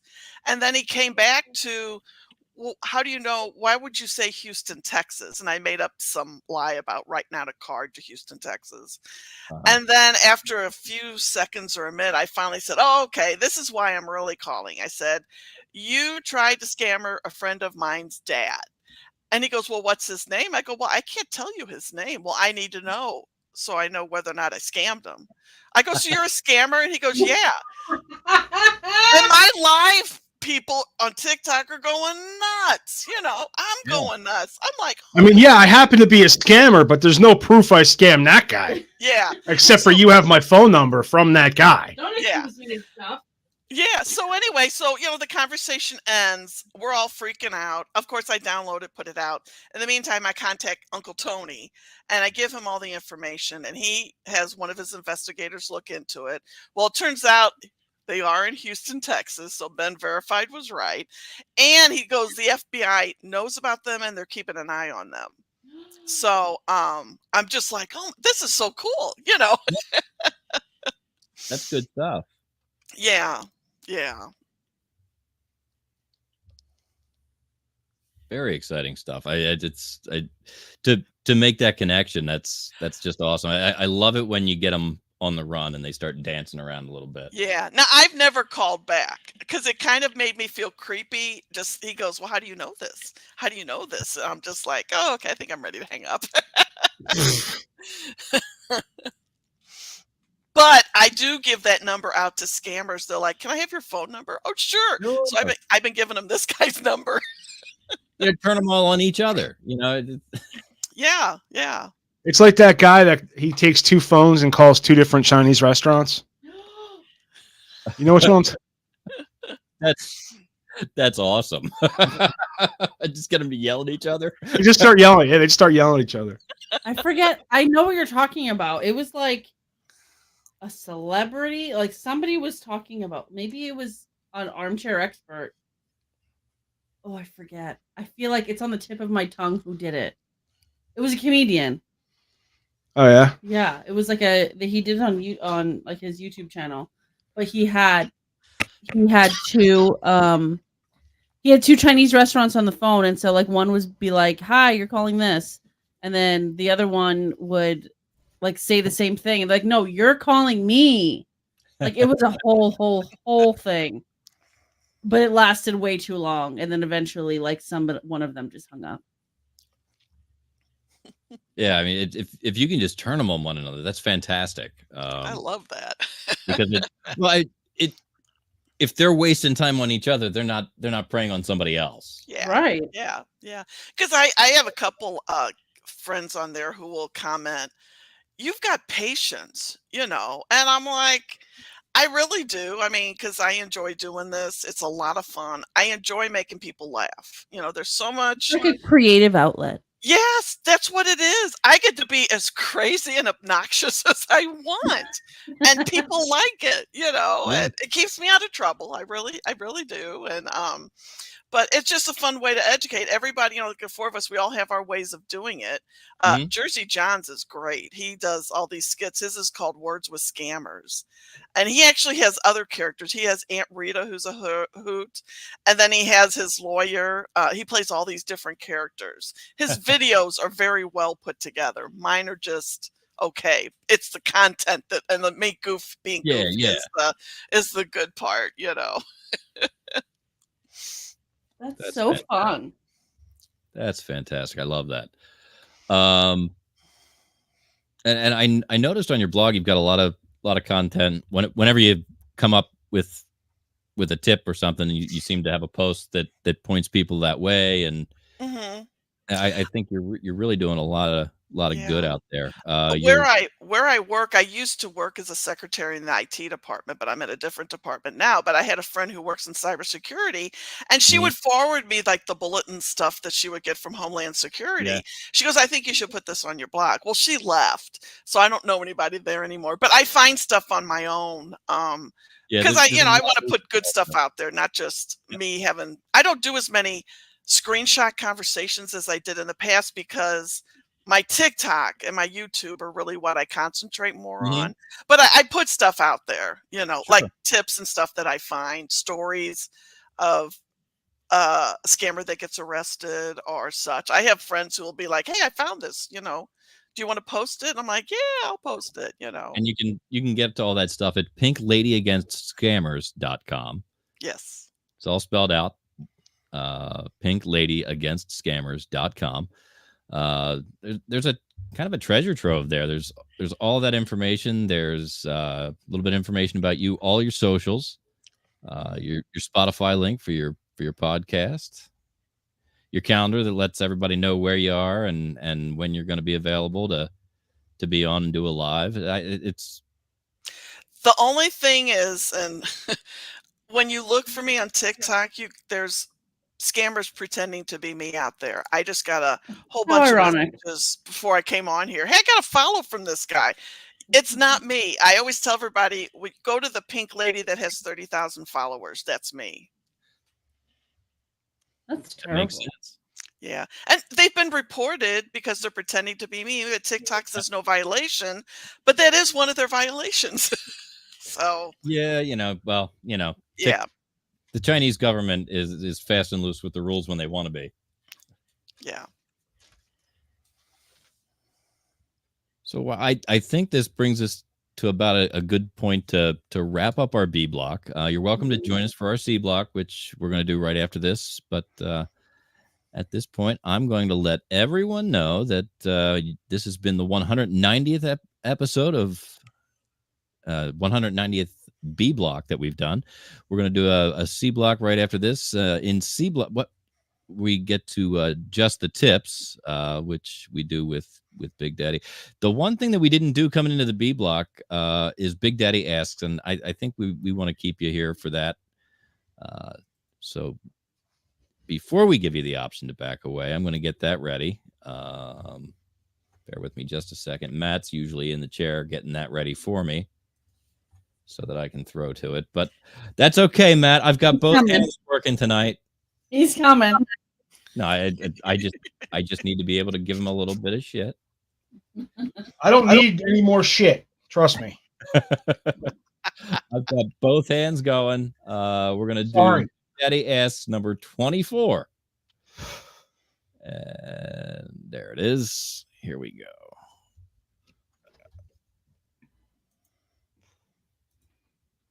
The Media Virus Podcast presents a Stanley McFadden production. Big Daddy proudly brings to you Big Daddy Asks. I may have asked this one already, but I don't remember. So we're going to go again. In 4 words, I want you to ruin a first date. So pick 4 words. All right, go. What's mine?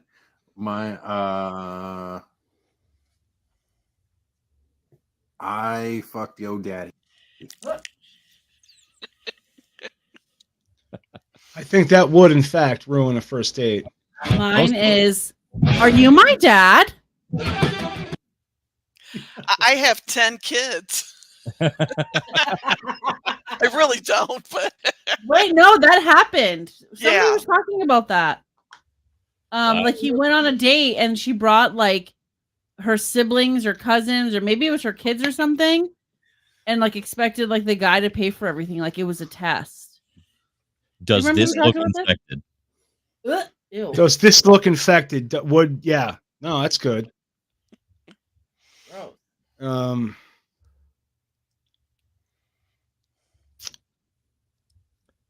Are you gonna pay? Are you gonna pay? I forgot my wallet. Ugh. Oh, I've had that before. I'm definitely out on that one. And we're out on this B block of the 190th episode of the Media Virus podcast. We'll be back with a C block right after this. Well, wrong one. This.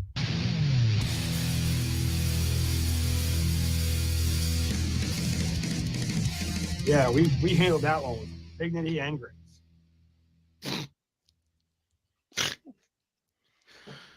Yeah, I apologize for just getting up and walking away. I ate some really bad dip on Saturday. That's going to be a new bumper.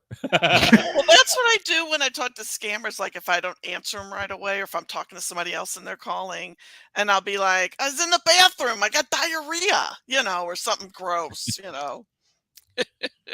Yeah, that it is gross. So I apologize for just being rude like that, and But Mike did a good job. yeah. Got it. But in the flesh, we have Big Daddy. Oh, look at this daddy. Just in time for diarrhea trip. Whoa. You do show up at the best times. I know that much. That's why I'm here. Well, he is a medical professional. That's true. That is true. Big Daddy, our guest today is Patsy the Pink Lady. And how you doing, Patsy? I'm fine. Nice to meet you. Likewise. And she is she's got a podcast and a TikTok channel and a YouTube channel. They got a lot of socials, and she kind of exposes dating scammers. Yeah, I was looking a bit at the link you sent. You're basically the updated version of MTV's old catfishing show. That show is still very much on. Yeah. Is it? Oh, is it? It is, yeah. Did not know that. Wow. I haven't Yeah. watched But I'm MTV. funnier. I'm way funnier. Way funnier and like way less commercials. And way less like dragging it out just because you're trying to make a time on a TV show. Yeah, Right, I gotta go to bed and I gotta tune in another half an hour to find out the end of the episode. Yeah. I don't It's like when the you're watching- conversations to last long. I want them to be, quick if possible. Mhm. Yeah. Patsy, so this guy does improv, and so we were saying how what Patsy does is kind of improv. It's like improv and God's work and prank phone calls at the same time. And I'm here to tell you, Big Daddy would be a fantastic character in your stable.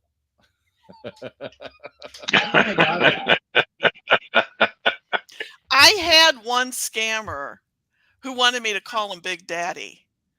And so every Yeah, it was time probably him. He was bald. So every time, because I really ham it up, and every time I would say, "Well, how you doing, Big Daddy?" And I do that like every time. guy didn't care. We But it would crack me up because he wanted me to call him Big Daddy. I'm like, okay. And then I would say bark like a dog for me. I've gotten guys to bark like dogs for me because on my YouTube stream, there's this one guy, Daniel, tell him to bark like a dog. And I can get sometimes they will bark like a dog. Not always. The guy last night, I'm too shy. I go, it's not that hard. I go, I like it. It gets me turned on, you know. And so he just wouldn't last night, but other times I've been able to get them too. Because his wife was sleeping in the next room. Yeah, it's hard to bark like a dog and play that off if you're not really supposed to be on the phone in the first place. Right. Yeah, sweetie, what happened was I was talking to the customer service lady, and we were just trying to see how the signal was working, and by testing the microphone out, barking like a dog, the levels of the that was pretending to be Jake so from State fucking Farm. fast. You came up with that so there is not any pinch you can't get out of. What a good liar. I don't know what you're talking about. I have no experience in lying whatsoever. I would have been like, no, honey, I was scamming. Fuck. Improv's all about saying yes. Yes, man. As it turns out, we have a dog story here on the C Block. Fishermen in Mississippi pulled off a dramatic rescue of 38 dogs that they found treading water in the middle of a lake. It all started out as a day on the water. 38 dogs? Yeah, it started off as a day on the water with a friend and turned into a full-on rescue mission of 38 dogs. Bob Gist, 61, a State Farm agent in Arkansas, decided to go on a fishing trip with his friend Brad. Like a good neighbor. State Farm is there. They were. And Brad Carlisle, his buddy, is also a State Farm agent. He works in Tennessee. And after not seeing each other for a while, they decided to go fishing. They went out to Granada Lake in Mississippi and got in touch with Jordan Trestman, local fishing guide who took them out on the water. And they didn't have much luck in the morning and they moved to a different location. And I'll go to a quote from Mr. Gist now. We go about half a mile or so from where we were to have another place, and we start fishing. And pretty soon we can hear some dogs barking. Pretty soon we saw some dogs on the horizon in the water. The dogs were part of an annual fox run that takes place in the area. Gist said he learned after the encounter. Trestman noticed the deer in the water that the group of dogs were attempting to chase. Those good dogs. We went on fishing for about 10 or 15 minutes, and Jordan said, "Hey guys, if you don't mind, we really need to check on those dogs because they're way out there in the water." So they told them that that was fine. They could go ahead and do that. And once the boat arrived on the scene, the three men were left stunned. We were just flabbergasted because it's dogs everywhere, and they were all going in different directions because they can no longer see the bank on either side. They were all hunting dogs, and clearly they see that because they have these expensive radio collars on. Without hesitation, the men started to take the dogs into the boat so that they wouldn't drown. We just immediately started calling dogs on the boat, grab their collar and pull them up. The three fishermen grabbed as many dogs as they could to fit them on the boat before running out of room. They managed to gather 25 to 27 dogs, making sure none of the pups attempted to jump back into the water. Once the men returned the dogs to the bank, they found the owners in a panic, calling out for help. After rescuing a second group of dogs, one man on land told him that the others that had told him where others were because he had GPS tracking information, and he went out on the boat to help him find the rest of the dogs. The tracker led the men to an additional group of 3 or 4 dogs and were estimated a mile from the bank. Wow. They swam a mile. Yeah, and Those are to be good out dogs. there in the water with no hope, that's just crazy. So I mean, the Mr. Gist, the the fisherman, he was 61 and said he's got to hand it to this 20-year-old kid because these guys, not being from the area, wouldn't have known anything that was going on and wouldn't have known what to do. So that he was really glad that they were able to save all these dogs, 38 of them in total. That's pretty fantastic. That's cool. Yeah, I like that. It's a good story. What I didn't like, though, is they just painted numbers on these dogs. If you look at the pictures of the dogs in the boat, they just have numbers spray painted on their side. Oh, wow. Well, what the fuck else you supposed to do, man? If he didn't spray paint them right on the side, they would have washed off. Think about it, dude. A lot of dogs. I feel like that's a lot of dogs for deer. They were all chasing the same. They were out for a fox hunt, and when they hunt fox, they tend to do it with large groups of dogs. But the dogs started chasing the deer. But yeah, that's the thing about dogs that are hunting dogs. If they're not really laser focused on what they're supposed to be doing, they find other stuff to do. Oh yeah. Speaking of, when you're not doing what you're supposed to be doing, you find other. I don't have a transition, but I know where you're going.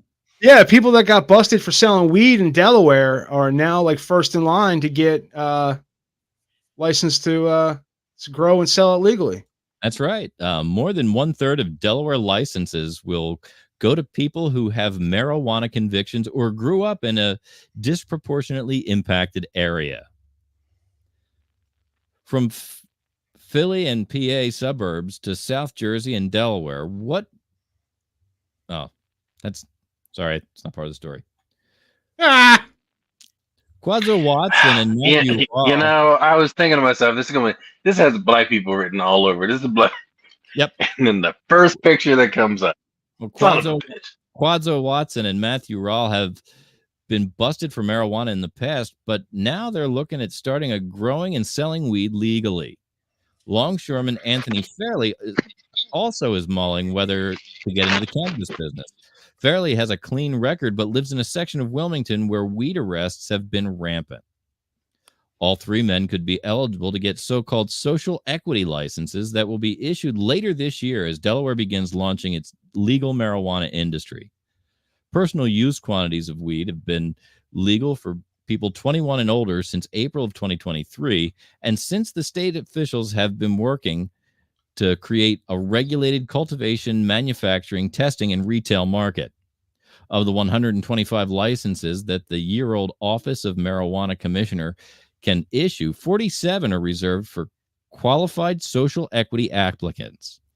The cost to apply. Delaware has 3 counties. Yes. There's going to be 125 licenses issued.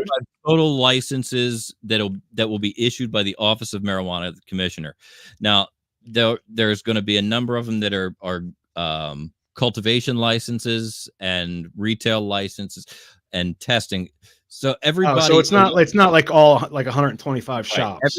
Everybody along the way from growing it to processing it to selling it to testing it, everybody along the way has to be licensed, and they've created 125 licenses for those purposes.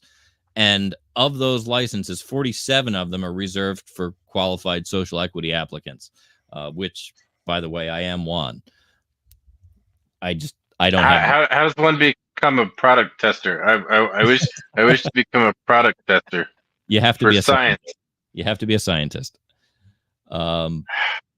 The cost to apply for a social equity license is $1,000 compared to the $5,000 for an open license. Those who do get a social equity license also will pay less in annual fees. Well, that's good. I think that's how it should be. Aspiring cannabis entrepreneurs must have at least 51% ownership in the proposed business and meet one of the following criteria. Lived for at least 5 of the last 10 years in what the state calls a disproportionately impacted area. In essence, that's a defined census area where marijuana arrests have been high in the last decade. Last week, the state released a map that allows people to type in their address and find out if they live in such an area. Another criteria is been convicted of a marijuana-related offense as long as it wasn't for selling more than 11 pounds or dealing to a minor. You know, I imagine that map is going to look a lot like a voting map. It actually breaks down farther than the zip code, which I was a little surprised with. Now, is Patsy, is Missouri a cannabis friendly legal state? Yes, it is. I see a lot of cannabis shops in the as I drive through. I live in the county, but in the county, the city, we got quite a few. Now, is it recreational or strictly medical? I think it's recreational because there's quite a few. Because they do the gummies, not just smoking. They have all the. Oh yeah. Not that I've gone in one, but I've looked online just out of curiosity. Well, I highly recommend going in one and spending your hard-earned money, dude. I go to visit my parents who are in their 90s every weekend, and on the way, it's the most beautiful fucking thing in the world. On the way to my parents' house, there are 4 dispensaries on one road. Route 130 is like a cannabis highway. There's one right next to down the street from my parents' house. There's one next to my old high school. Route 130? Route 130 in New Jersey from Palmyra to Edgewater Park. As a matter of fact, if you keep going down past Edgewater Park, there are 2 more in Burlington. And but we haven't gotten the saturation level yet that Massachusetts has seen, because Massachusetts, dude, you can buy pre-rolls for like $6. 1 gram pre-rolls for $6. We have lots of billboards on the highway telling you where you can go. Where to go. Yeah. But Delaware has not hit that yet. No, but it's it's good to know that we're trying to at least make it equitable for make it equitable for people that got railroaded. There's what state just did a massive pardon? I don't know. Was that Delaware? I heard one, but I don't remember. I forget which one it was, but there was just. I feel like it was Pennsylvania. Well, Pennsylvania is not a recreational state. No, but as laws are starting to be eased, and I think Delaware did when you passed Delaware did a while ago. It wasn't a formal. It wasn't formal pardon. Maryland's announced. Maryland. Yeah, Maryland mass marijuana. I had to look it up. I was nosy. And then on the federal level, I know that part of the package that they want to put together is a mass pardon for anybody on the federal level that was prosecuted on the federal level gets pardoned as well, so long as it wasn't with beyond certain limits. Right. Like I mentioned, the you can't get the license if you were dealing more than 11 pounds. And I'm here to tell you, 11 pounds is a lot of grass. That's a fucking bale. 11 pounds? It's a bale of weed. I remember when I was a kid, my buddy bought a QP, and it was the biggest fucking thing I'd ever seen in my life. Quarter pound. And it was in a big, like one of those big Ziploc gallon bags. 4 ounces. And we used to put it across the room. This is how high we were. Put it across the room, and it looked like a little dime bag. The dumbest thing, right? Like, look how small it looks. You get up close to it.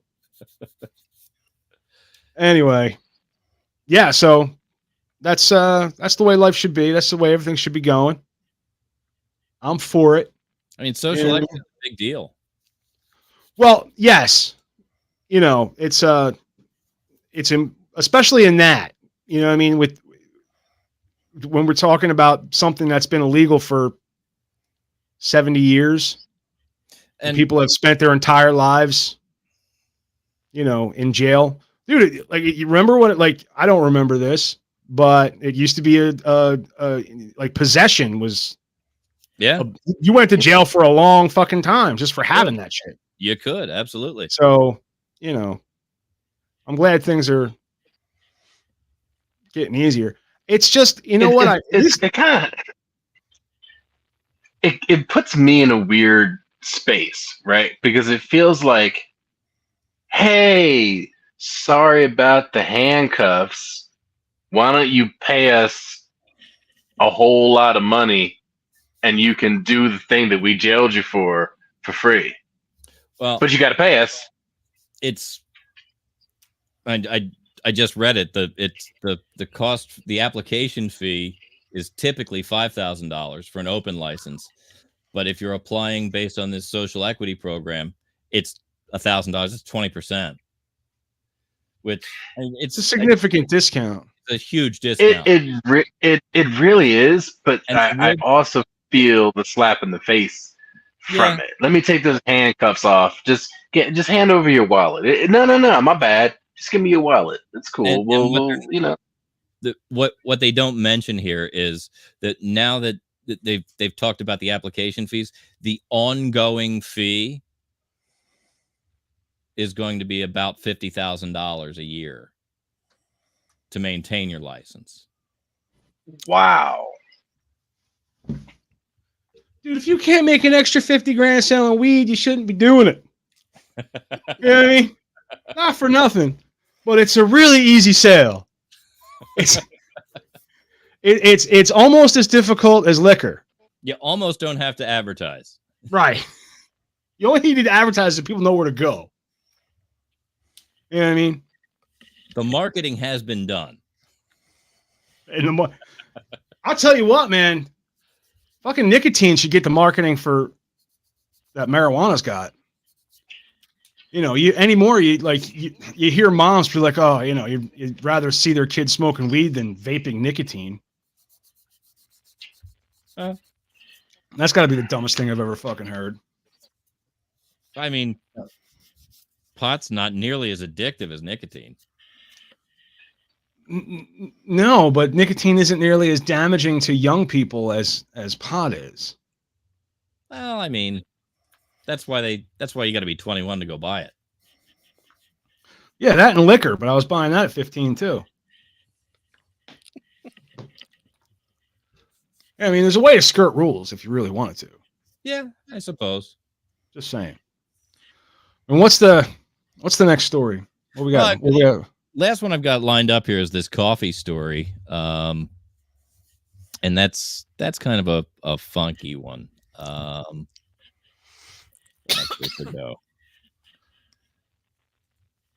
It has to do with it's one of these recalls that's popped up, and this one is for. There's been a significant amount of recalls this week, this month. The past like 6 coffee, months, really. fucking ice cream, cucumbers, salad. You know what I mean? This one is it's canned coffee products and not like coffee beans or coffee grounds, but canned completed coffee products. And they've got botulinum toxin in them. So botulism. Wow. Well, that's Botox. So Snapchat LLC of Green Bay, Wisconsin, is recalling 242 canned coffee products manufactured by the company within an expiration date because their current process could lead to the growth and production of the deadly toxin botulinum in low-acid canned foods. Coffee products sold under 128 individual coffee roaster names. The problem was identified when the U.S. Food and Drug Administration notified Snapchill that the low-acid canned foods process for manufacturing the recalled products was not filed with the FDA, as is required by regulation. The products were distributed nationwide through various coffee roasters and retail locations, as well as through direct online purchase from Snapchill. Now, what I take away from that is the FDA said, hey, wait a minute, you didn't tell us you were doing it that way. That's not the accepted practice. They're not saying that there is botulism. They're just saying nobody's died of botulism.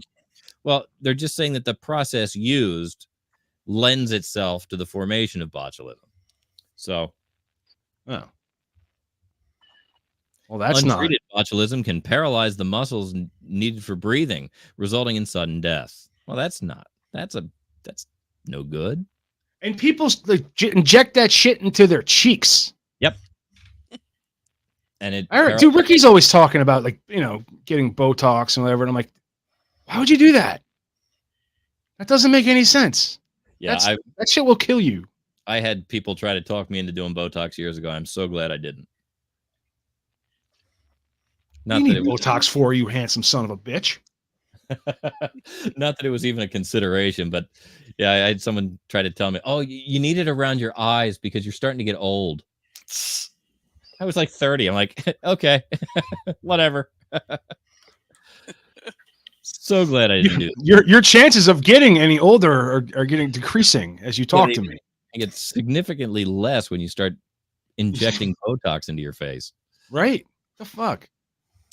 So there's a whole list of these coffee products. I don't think I'm just looking to see if there's anything I know I recognize. Look, don't drink canned coffee, first of all. Yeah, my very first thought was, who the hell is drinking canned coffee? Well, I mean, like, it's that quick. Like, I know Starbucks puts out a quick grab and go coffee. It's like iced coffee products. You grab them cold. Like, well, Cape Cod's a brand I'm aware of. So there's some Cape Cod stuff out there that's got a problem. Wasn't Cape Cod the coffee company I wanted to start a fight with? Yes, it was. And I kept going how their coffee tastes like dried up dog shit. You did. Was it canned? No, but I just had I had the misfortune of stopping at a gas station, and all they had was Cape Cod coffee. And this is back when I could drink coffee. And I remember drinking it, being so angry about it that it lasted me for 4 hours till I got to the show, and then went on a tirade about how bad Cape Cod coffee is. So if they make a canned coffee, I can't imagine that would sell.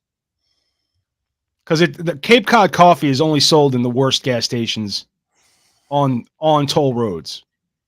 And you have to skim the botulism off the top before you drink it? Pretty much. Well, you got to put in cream to counteract the human growth hormone. It's terrible. It's terrible stuff. Terrible stuff. I don't. But now, I guess everything's still on hiatus for you, right, Big Daddy? You don't have any shows. That is correct. We are everything is on hiatus until the fall. So this is a nice little. Now, do you guys have something booked? You guys have something booked already for the fall? Not that I'm aware of. Probably for Fearless Improv, in which case go to fearlessimprov.org.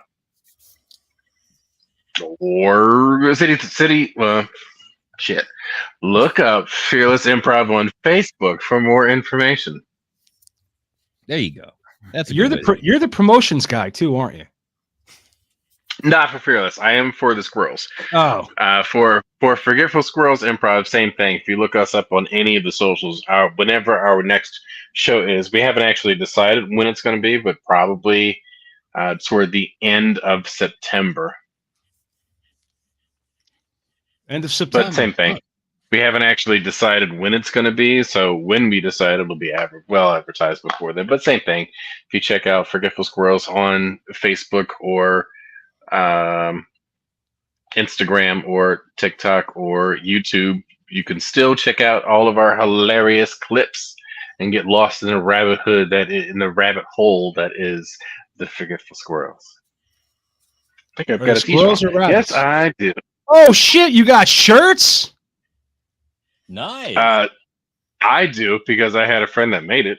Nice. Oh, all right. Okay, that's pretty cool. I aren't like most squirrels forgetful. Yes, that's why we have trees. That's why we have So forests, because they forget where they plant their fucking nuts. That is correct. So they'll plant a nut, completely forget where they put it, and then a tree grows because squirrels have buried their nuts. So yeah, That's like that's me. how we got our name. That's like me and soda cans. I leave them and then they start growing plants. Botulism. Botulism. That green fuzzy Start stuff. growing botulism. And Patsy the Pink Lady, you can check her out on TikTok starting Friday. And she goes live every night, you said, or every weeknight? Every night. Friday it'll be after 6:30. On the weekends I do like Friday at 6:30, Saturday at 7. But Sunday through Thursday I try to start around 6 p.m. Central Standard Time. Every day? I started this earlier in the year. I was trying to up my game and try to get more followers, and yeah, it's just me talking to the boyfriends, And then I have other conversations with my followers. Some will come in the boxes, but the majority I usually do an hour and a half. Usually it's 2 hours. I try to do only an hour and a half. That is aggressive. It is. In the beginning, I was just like, oh my God, and then you just get into a groove. I could be dead tired, but once I come on and then I start having a conversation, the adrenaline, I guess, kicks in, but yeah, it's hard, but it's paid off a lot. I've gotten a lot more people following me, and then having guests on some Wednesdays, people who are on TikTok who do similar things that I do, exposing them to my people, and then their people hopefully will come to see me. And then I've made so many friends by doing that, meeting new creators and stuff. It's really a lot of fun. I'm 61. I wish I could afford to retire. I would, but I can't. So I have to keep working for a little more. Now, is there a point in time where you'll feel ready to kind of back off of that? I mean, that's a pretty brutal schedule. Yeah, I mean, I post 2 weeks at a time. I have it pinned at the top on TikTok. Like, I'm not doing a live tonight and tomorrow night, but I'll be back Friday. But like a couple weeks ago, like on Tuesdays, sometimes my friend and I go to the movies, so I'll put out there no live. There was another night I was on somebody else's podcast. I just put out there no live so that people know, okay, she's not going to be on tonight. Otherwise, I'm going to get all these messages. Where were you? Why weren't you on? So there are days where you're able to like film post content that you've filmed already. Yeah. Oh yeah. Because I download my lives every night. And if there's a really good one where I'm having a conversation with a boyfriend, that one gets edited and goes on YouTube. And then if it's under 30 minutes, it'll go on TikTok as well. So I get to do 30-minute videos now on TikTok, which is very dangerous. Oh, you're fancy. It takes a while to get to that point. So bravo. Thank you. Thank you. And thank you for coming on and talking to us and telling us all about you. We really do appreciate it. You can check out Patsy's podcast on Spotify. I'm guessing on Apple Podcasts. All the Apple, Pandora. You think I'd have it memorized? I'm everywhere. If you go on to my blog, I have it all advertised there as well. So. But I'm sure if you just at this point, if you just Google Patsy the Pink Lady, we'll find you. PinkLadyAgainstScammers.com. That's me. There you go. All right, Thank Mike. you so much. I really appreciate thanks for coming on. Thanks for hanging out. We had a lot. You were great. I didn't have to do anything. I just kind of sat here. It's a good time. What's that? I said it was a good time. It was a great time. And the Mike, the only thing that we have to do now is run through Just the Tips, number 97. We're going to play out with that. So I want to let everybody know that this has been the 190th episode of the C Block here on the Media Virus Podcast. You can find us at themediavirus.com. We're here every Wednesday night taping, and then shows come down the pike Friday, Saturday, and Sunday on Spotify, audio only. The videos are available over on our YouTube presence. And like I just mentioned, we're going to play out with Just the Tips number 97 coming right up. I got it. Hang on. As soon as Matt gets his shit together. Well, or at least this. Um, I don't have to get all my shit together. We'll be back at the end of Just the Tips to decide. Just the Tips with Stanley McFadden.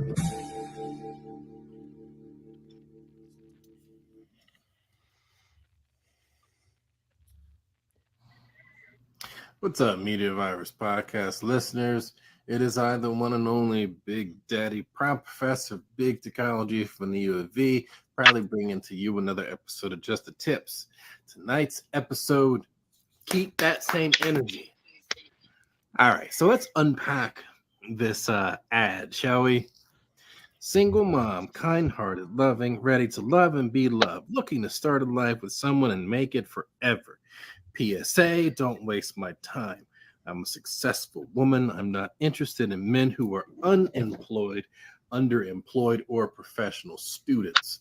At 40 years old, I'm not dating potential. I'm 5'8". I'm not interested in a man under 5'9". I'm looking for a relationship. If your profile states that you're looking for chatting, friendship, or something casual, I will not respond. Bold type. Looking for long-term relationship.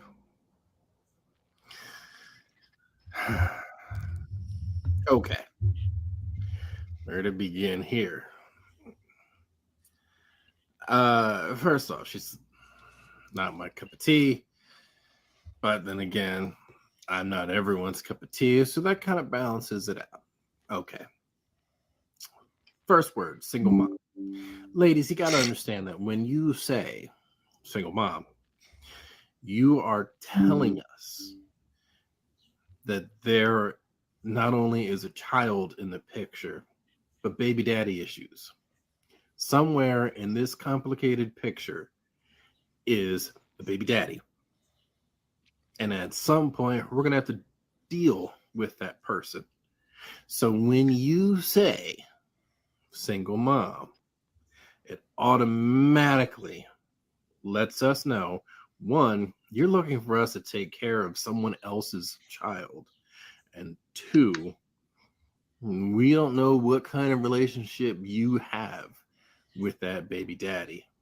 And that's a big ask. I don't think y'all realize how big of an ask that is.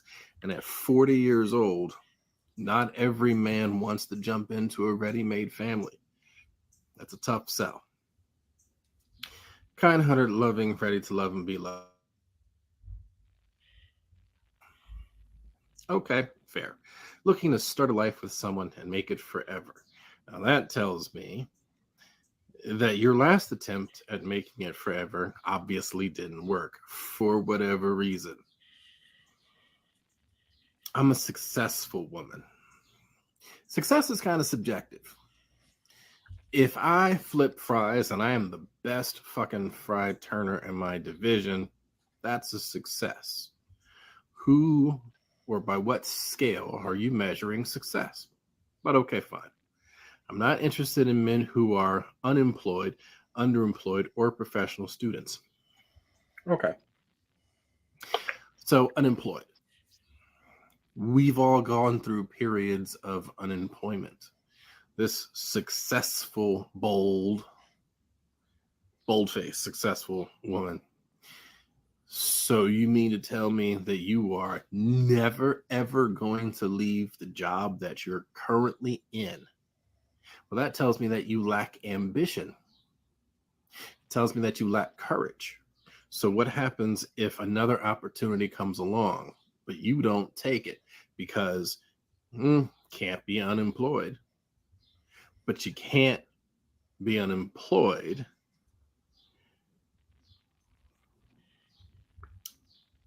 like you can't move up without taking that time of unemployment.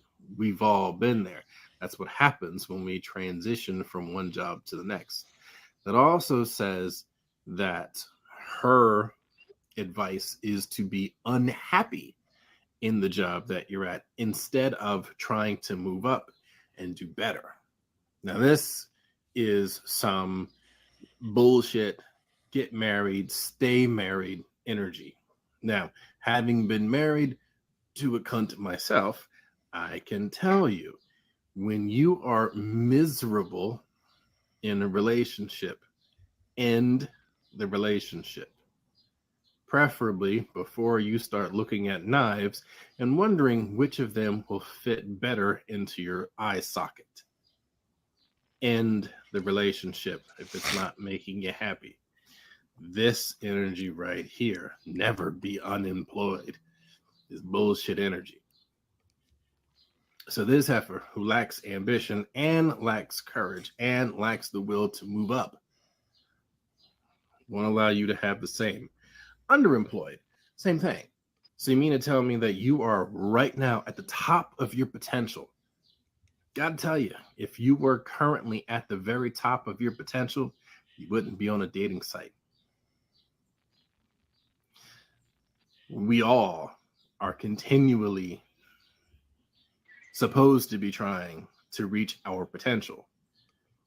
If I'm still trying to meet my potential, then that means, guess what? I'm underemployed because I'm still climbing.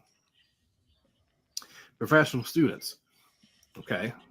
So at what point are you supposed to not want someone, again, who is trying to better themselves? We often think of doctors as the pinnacle of success, right? It's a long ass time to be in school.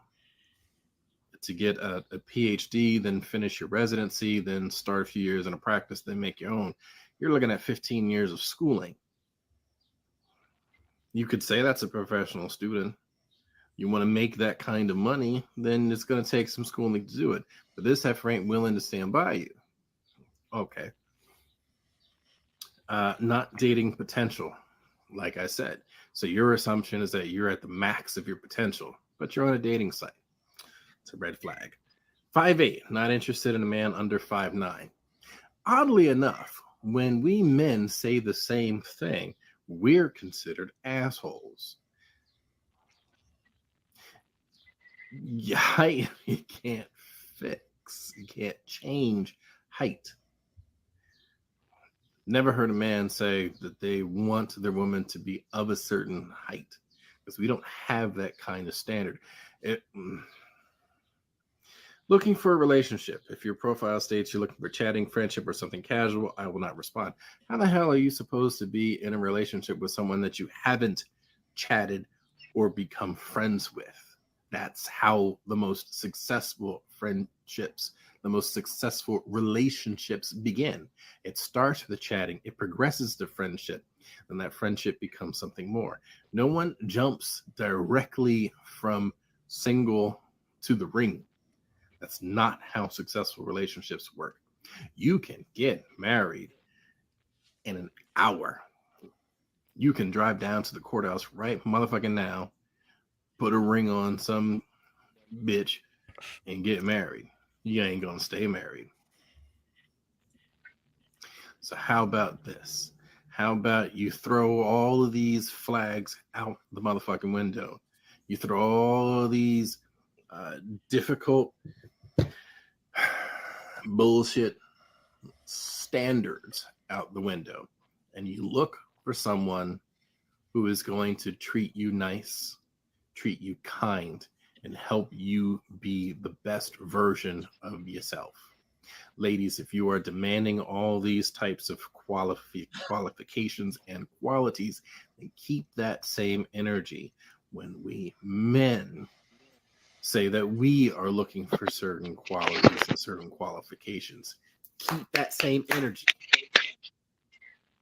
If I'm asking for a girl with a big ass and D cups, and you go, oh my goodness, he said I should have. That's the exact same energy as this shit right here.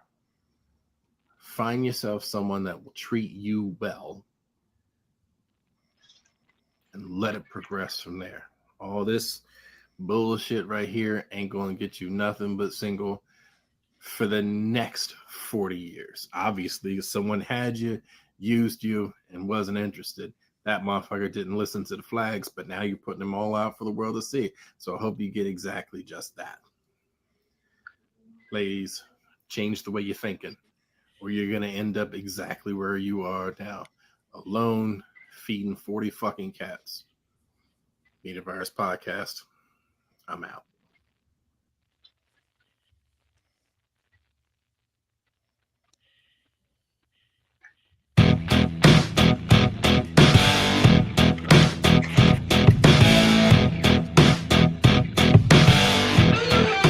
You know, I think it's how everybody can walk away feeling good is what makes You're Just the Tips so popular. Yeah. You know, you really know how to like give people that warm, fuzzy feeling inside, like you care about them. You know? It comes from a place of love. It comes from a place. It comes it comes from a place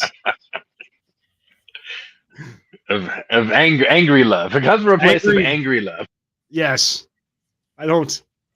You've been hurt, and we all know that. This is true. What was that? That was Just the Tips number 90. 97. 97. So 97 times this man has turned on his camera and shot a tip that was usually directly about one of his exes. Directly. And Directly. Names. No, he's never named names. I could very easily name names. But, I feel like when I do, that's when one of them will end up tuning in, stumbling across his page. The next thing you know, I'm in a lawsuit. Well, see, the thing is we need people to stumble across this page. So you got to take one for the team there, guy. You know what I mean? Yeah, I have taken several for the team. All right. Well, I can't argue going into detail. I can't argue with you that. know, I feel like I have been in my own way catfished, right? Like there's not it's very similar energy of simply not of advertising one thing and doing another. And that's the whole point of keeping that same energy is to do what you say and say what you mean. Do the things that you were promised. What is the point of making a whole bunch of promises? When we get married, I'm gonna do this big list of things that you really want me to do, and then you get married, and that list dwindles down to nothing. Yeah, no, absolutely. Well, I think for some people, and yeah, just for some people, you know, getting married is just like a goal. And it almost doesn't. Yes. It almost doesn't fucking matter who. You know, right. It's just, I've been in this argument so many times. The goal should not be get married. The goal should be happy. Right. Like you can get married. You can get married in 30 minutes.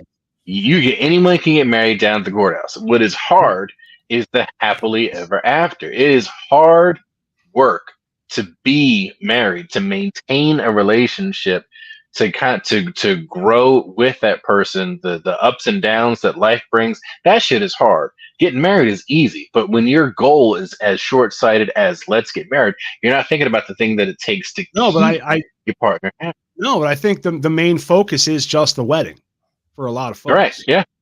Just that big party. I think it starts with that the fairy tale ending that we push onto our women that makes them feel or tells them that this is the goal, is to have a man swoop in and take care of them, and that's the wrong goal. No, it's happy. The goal is happy. Right.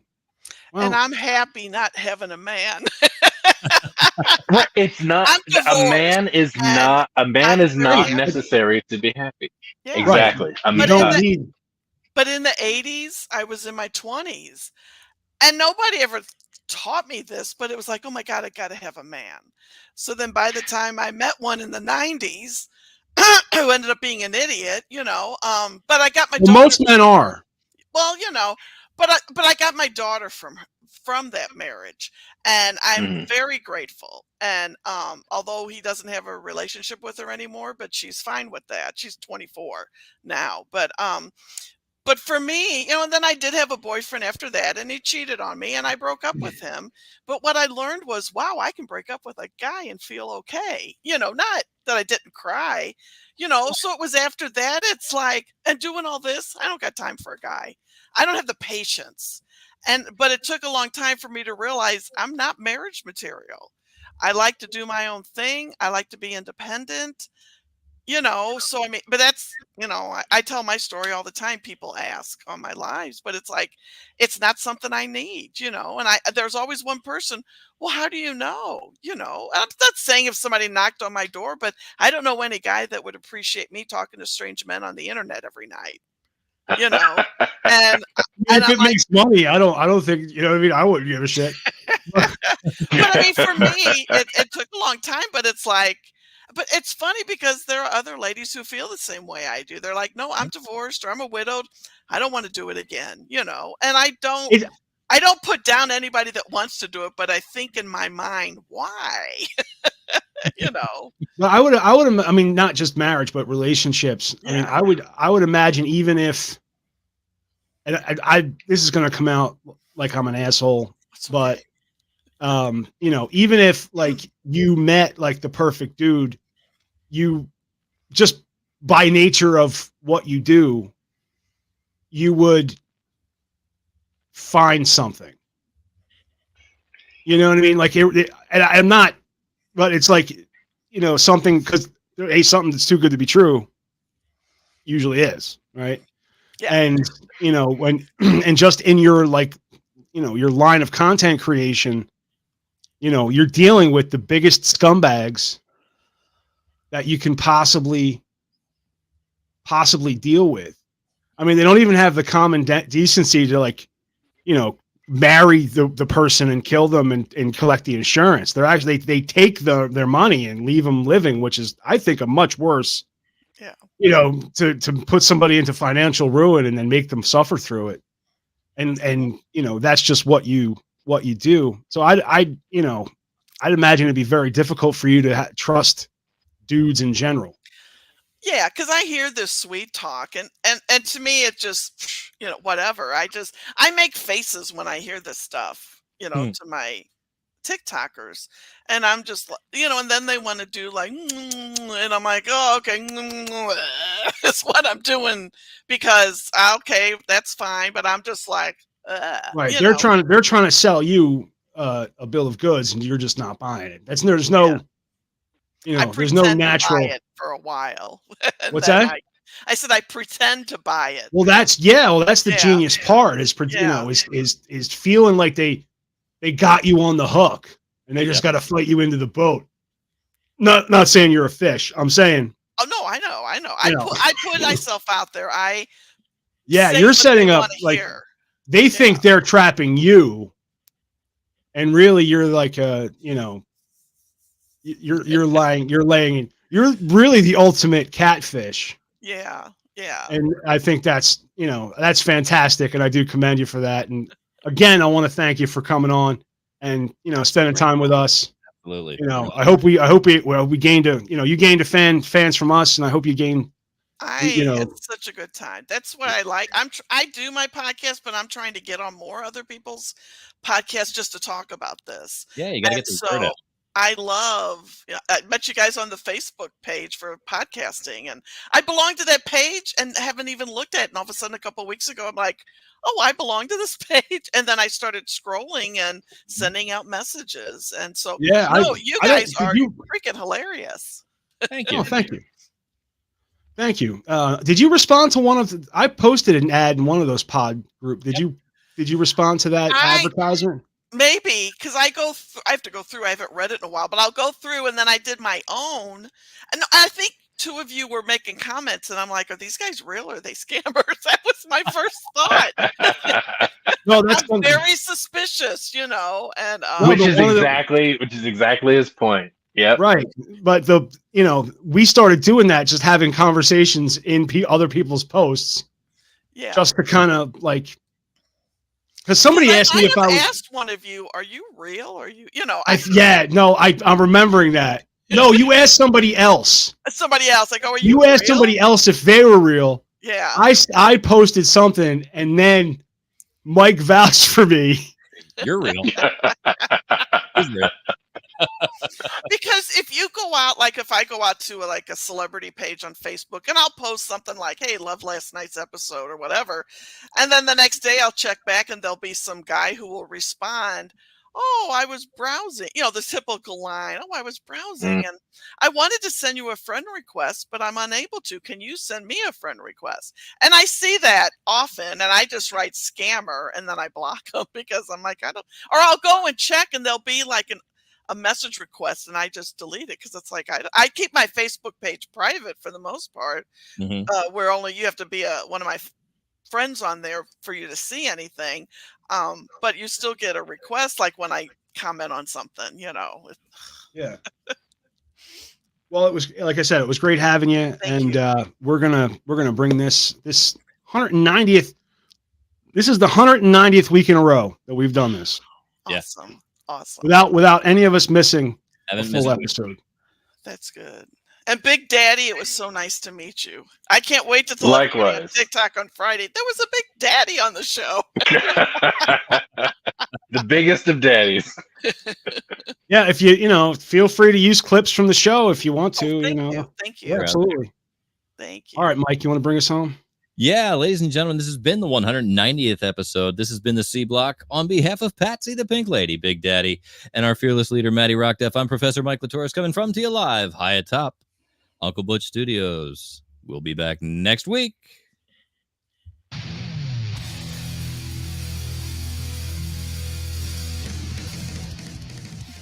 So we're taking a break.